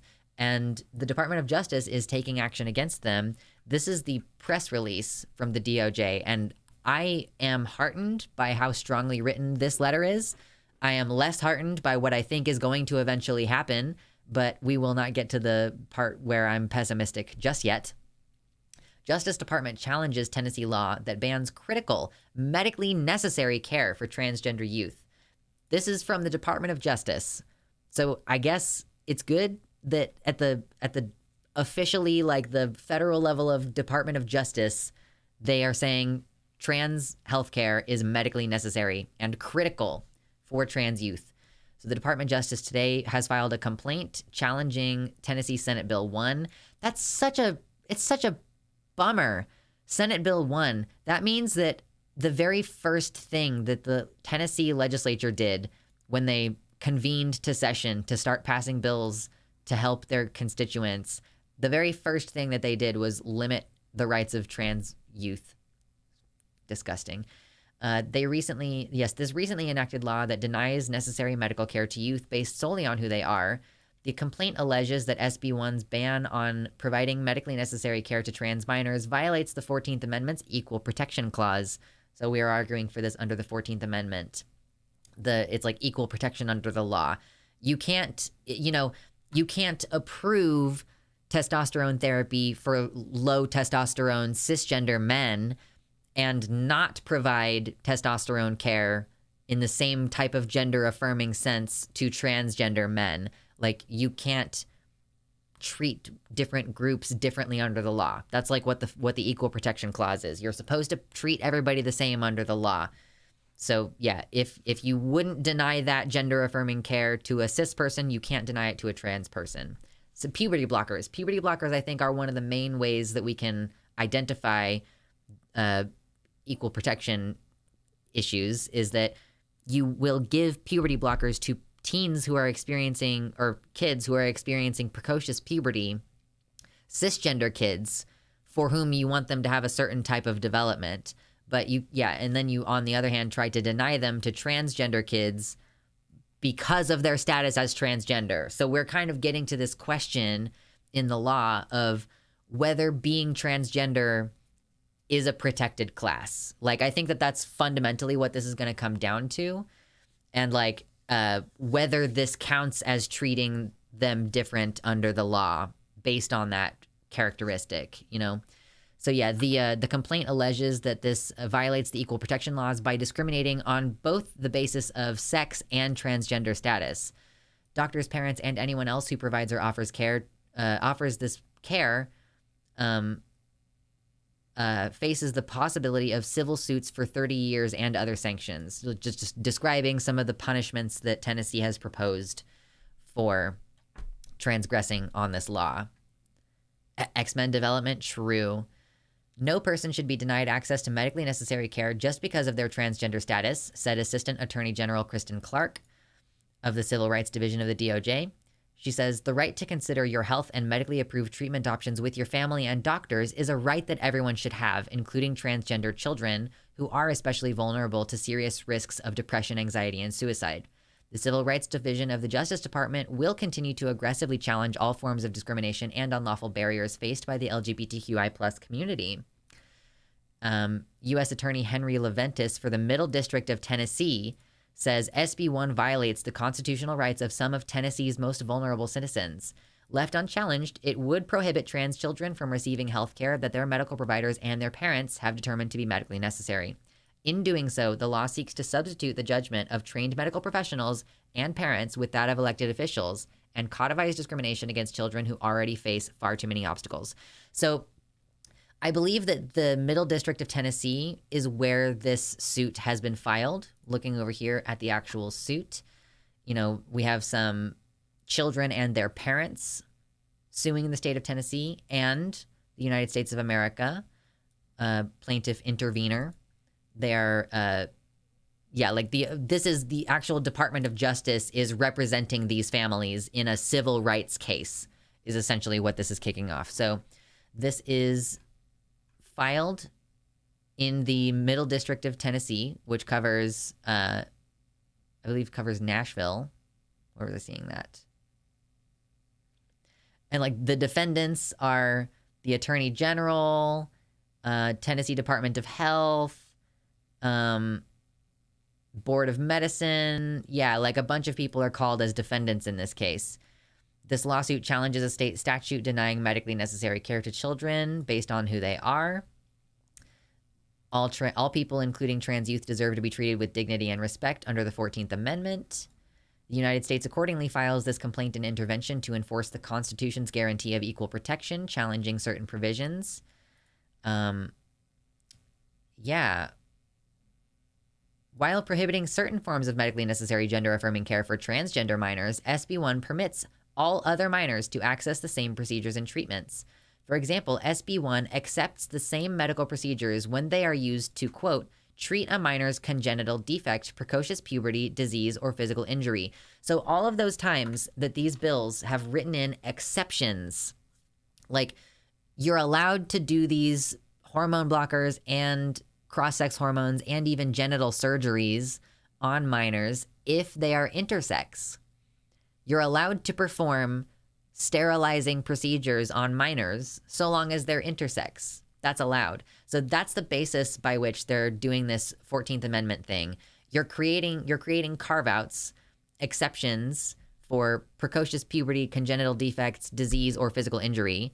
You know, you're allowed to treat these other issues with this same type of medical care, but you're disallowing it for trans people specifically.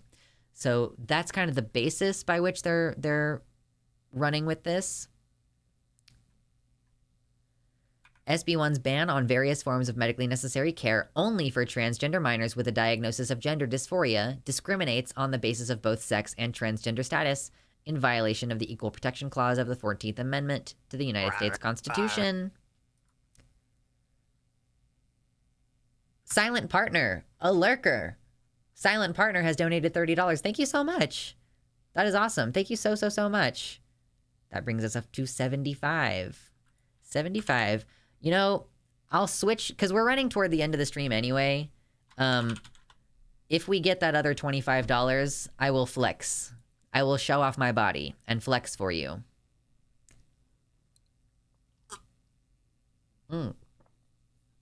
Yeah, silent partner living by their name for sure. Thank you so much for that dono. That was really generous. It's these exceptions that made me realize they know exactly what they're doing. Of course, they want to normalize like people in a binary system. You know, you want to have males and females and that's it, and no exceptions and no middle ground. It's okay to normalize intersex genitals, but it's not okay to like have trans people transgress, because the goal there is, yes, for everybody to be normative. So here are my concerns about this. My concern is that, hold on, so let me double check. Where is this actually being filed? Like, I'm pretty sure it's being filed in one of the districts of Tennessee's courts.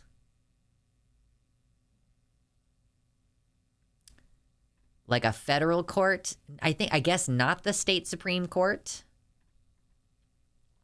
This is the part that I struggle with a little bit, like figuring out exactly what's going to happen. Where is this being filed? How long is it going to take this to get appealed upwards?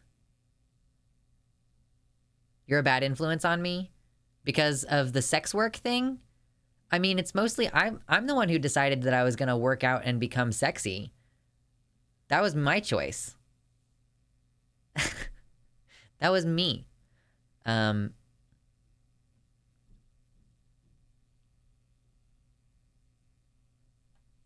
going to find, where was this filed? I really need to know that specifically.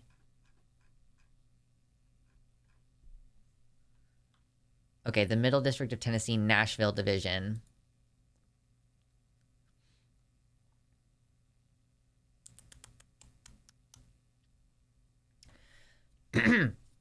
So my concern with this is, I think this is what's going to happen with this lawsuit. You know, DOJ sues Tennessee. What's going to happen is it's starting in the Middle District of Tennessee, Nashville Division. So it's starting in like one of the court systems within Tennessee. And what I believe is going to happen is that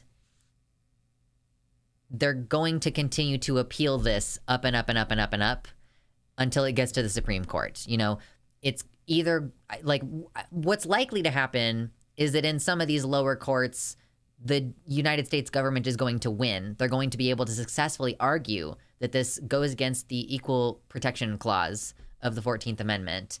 And then it's going to like, well, I think that the defendants are going to then appeal it upwards and say, well, we don't agree with this court's decision, so we want to appeal. And then it'll next go to like Tennessee's state Supreme Court. And then it'll go up next to the local, like the appeals court that Tennessee is part of the district of. And then eventually it'll make its way to the Supreme Court. This is just a prediction, and I might not be correct. What I want to happen, what I hope happens, I'm not optimistic that it will happen, but what I hope happens is that, excuse me,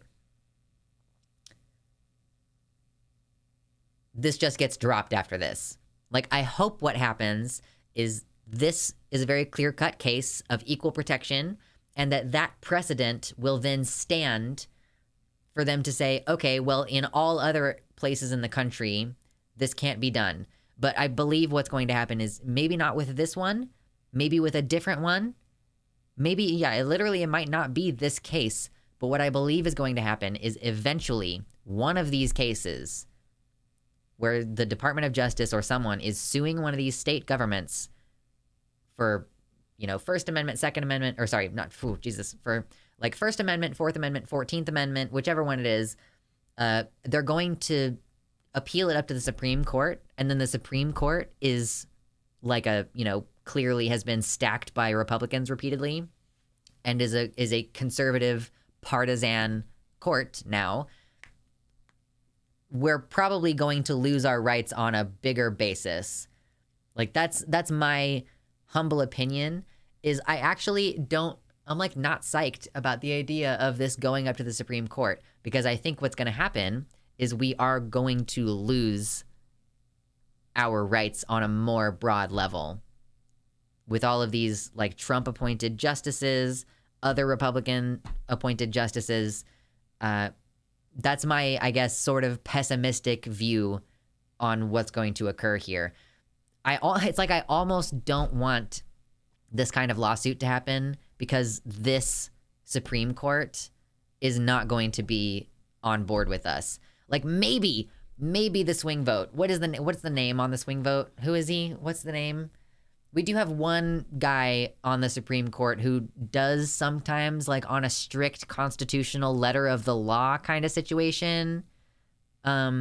Maybe if you're able to demonstrate that it's like a truly an equal protection thing, you know, I'm assuming that the DOJ lawyers are going to do their best, and I hope that they do their best, and I hope that they succeed, and that this establishes precedent that can be used far and wide across the country to say, you know, you're not allowed to discriminate against trans people and put all these barriers in the way of their care.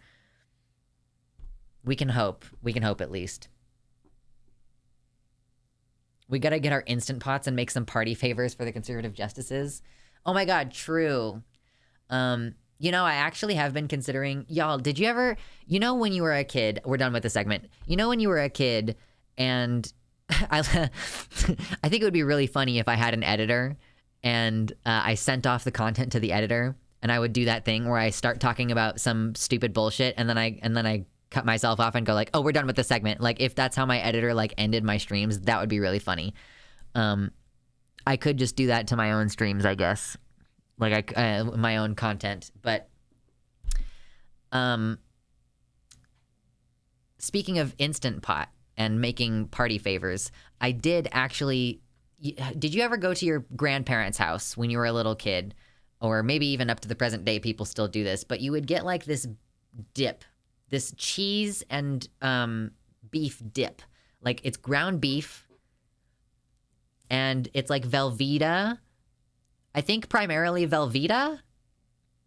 And like maybe some other stuff. But primarily like Velveeta and ground beef in a slow cooker. Like in a slow cooker crock pot thing. And then you would use chips to eat it. Does anybody, please, somebody, anybody, I'm so hungry. Can you tell? I am hungry. Good night, Speedy Shimeji. Later. Is everybody really behind in stream and that's why I'm not having as instantaneous of interaction right now? Or does nobody know what I'm talking about? That sounds like some very Tex-Mex queso. Yeah, it's like garbage, right? But it was also fucking delicious, and I've really been thinking about making some. I don't need a huge volume of it, though. Maybe when I go to my barbecue thing that I go to every summer, maybe I'll make a pot of that and bring it with me. I'm hungry sounds like a college humor gag from Game Changers. I don't even remember when I started saying I'm hungry. I've had that dip before, but it was like a grad party. Yeah, it's like when you go when there's a Chiefs game, like when there's a sports game, and you go and you're like, I'm just along for the ride. I'm over at this like party. I've had queso with meat in it, never Velveeta though. I had some cheese and bean dip. It was very specifically a dad camping thing. You are very hungry. Hungry. We'd use real cheese and add veggies and spices and stuff. Yeah, sometimes there were like bell peppers, you know? You could have some like bell peppers in it. Velveeta cheese dip is a poor white thing, honestly. Girl, you know it. You know it. I've been like craving that kind of like, that like saltiness. I think it's the salty flavor of it that's so delicious, and it's like warm. And then even when it starts to like cool down on your plate, it gets like a thicker texture. Oh my God, it's so yummy. Trying to eat vegan sucks because I love cheese. Oh God, I'm so sorry. I'm so sorry for vegans and you're having to give up cheese of all things.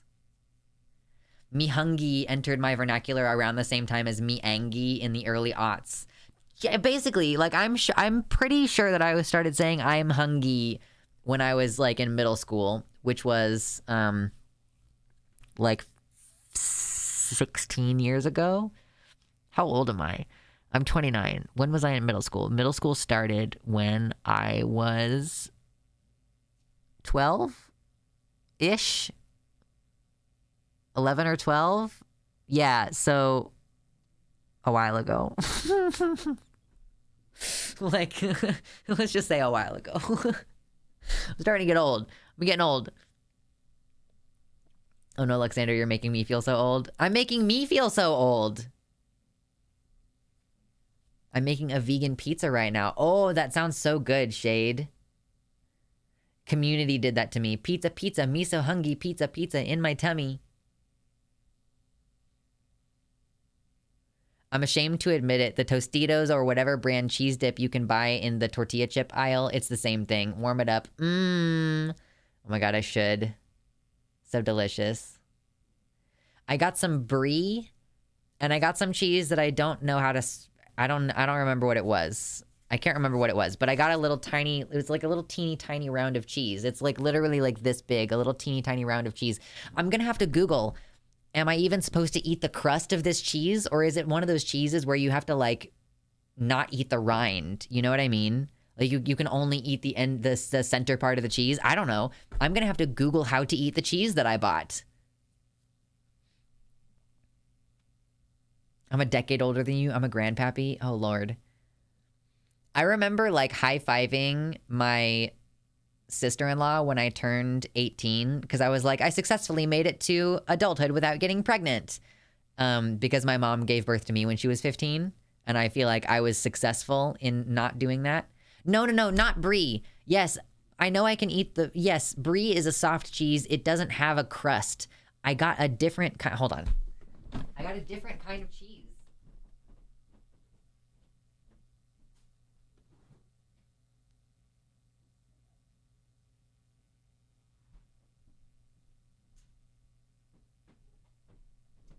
Okay, like I got this thing of cheese that's like is this like wood? It's like wrapped in wood, and it's called a Germain Langris AOP. And it's like a little wheel with like a gross looking crust on it. I'm gonna open it up and show it to you. Oh, do I have like scissors or something? Oh, can I not open it up? Is the plastic too tough? Cheese reveal. Yes, cheese reveal. Oh, man. Oh, man, that's funky. Ooh. Oh, that's funky. That smells like feet. Ooh. Oh, man, that's gross. Hold on. Come on, get out of there. Okay. This is what it looks like. It looks like a brain. And it's like super bright. I'm sorry about how bright it is. It doesn't look very appetizing, TBH. I was just like, there's a fancy cheese. Oh, what does it actually say on the label? I mean, it's a French... Like, okay, this is the... Here. There it is. Germain Langris cheese. Fromagerie Depuis, 1921. Yeah, Langris AOP, soft ripened cheese. Bro, that's fucking stinky as fuck. I didn't know what that was gonna smell like when I bought it. Oh no. It do be smelling like cheese. Langris rind is edible. Oh, okay. It's so stinky. Might not be good on its own. What do you do with it? Now that I know what it smells like, what do you do with it? It's a very bloomy cheese. What does it taste like? It's both feet and brain cheese somehow. Anyway. You don't have to. It's made with mold. That's why it smells the way that it does. Crust looks edible. Yeah, how to eat Langris. How to eat Langris cheese. We prefer to eat Langris with crackers or as part of a cheese board, but we've also seen it as an ingredient in baked eggs, in tartiflette, baked like a camembert, and even as a topping on pizza. Okay. Slice and serve immediately with a chilled glass of champagne.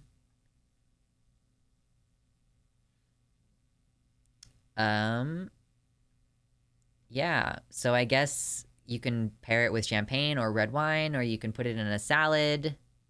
Foot fetish cheese, true. It's gross. Oh my god. Lux, do you know French or just that little bit? I took French for 3 years. I think it would be an overestimation to say that I know French. I was reading it. I understood what it said. It said fromagerie depuis, and then I don't remember how to say 1,000 in French, but like 1921. They've been a cheeserie since 1921. That's what that means. I took 3 years of French, y'all. A lot of people like to eat sweet stuff with languorous. Ooh, okay. Like like grapes or something to kind of like balance it out. Yeah, for sure. Cheeserie is such a fun word. I mean, that's what it is. It's a cheeserie. I heard foot bacteria is similar to Parmesan. I feel like Parmesan smells a lot less like feet than this does. I really like eating languorous with a bland potted meat or a bland sausage. Ooh, okay. Not gonna lie, I wish I could keep myself motivated to learn more programming. Lately, just eating is hard. Hopefully when I'm less tired, I can get back into working on fun stuff like creating my own web app blog. Yeah, I hope that things start to feel a little bit better. I'm hoping that for all of us. I hope that things start to feel better for everybody involved, because the world is a difficult place to be in, and I want to be less stressed out. So, yep. Yay. In Australia, there are a lot of mustarderies. The folks who make these mustards take it as seriously as fancy wine, and it is so good. I heard that that's a thing in Germany as well.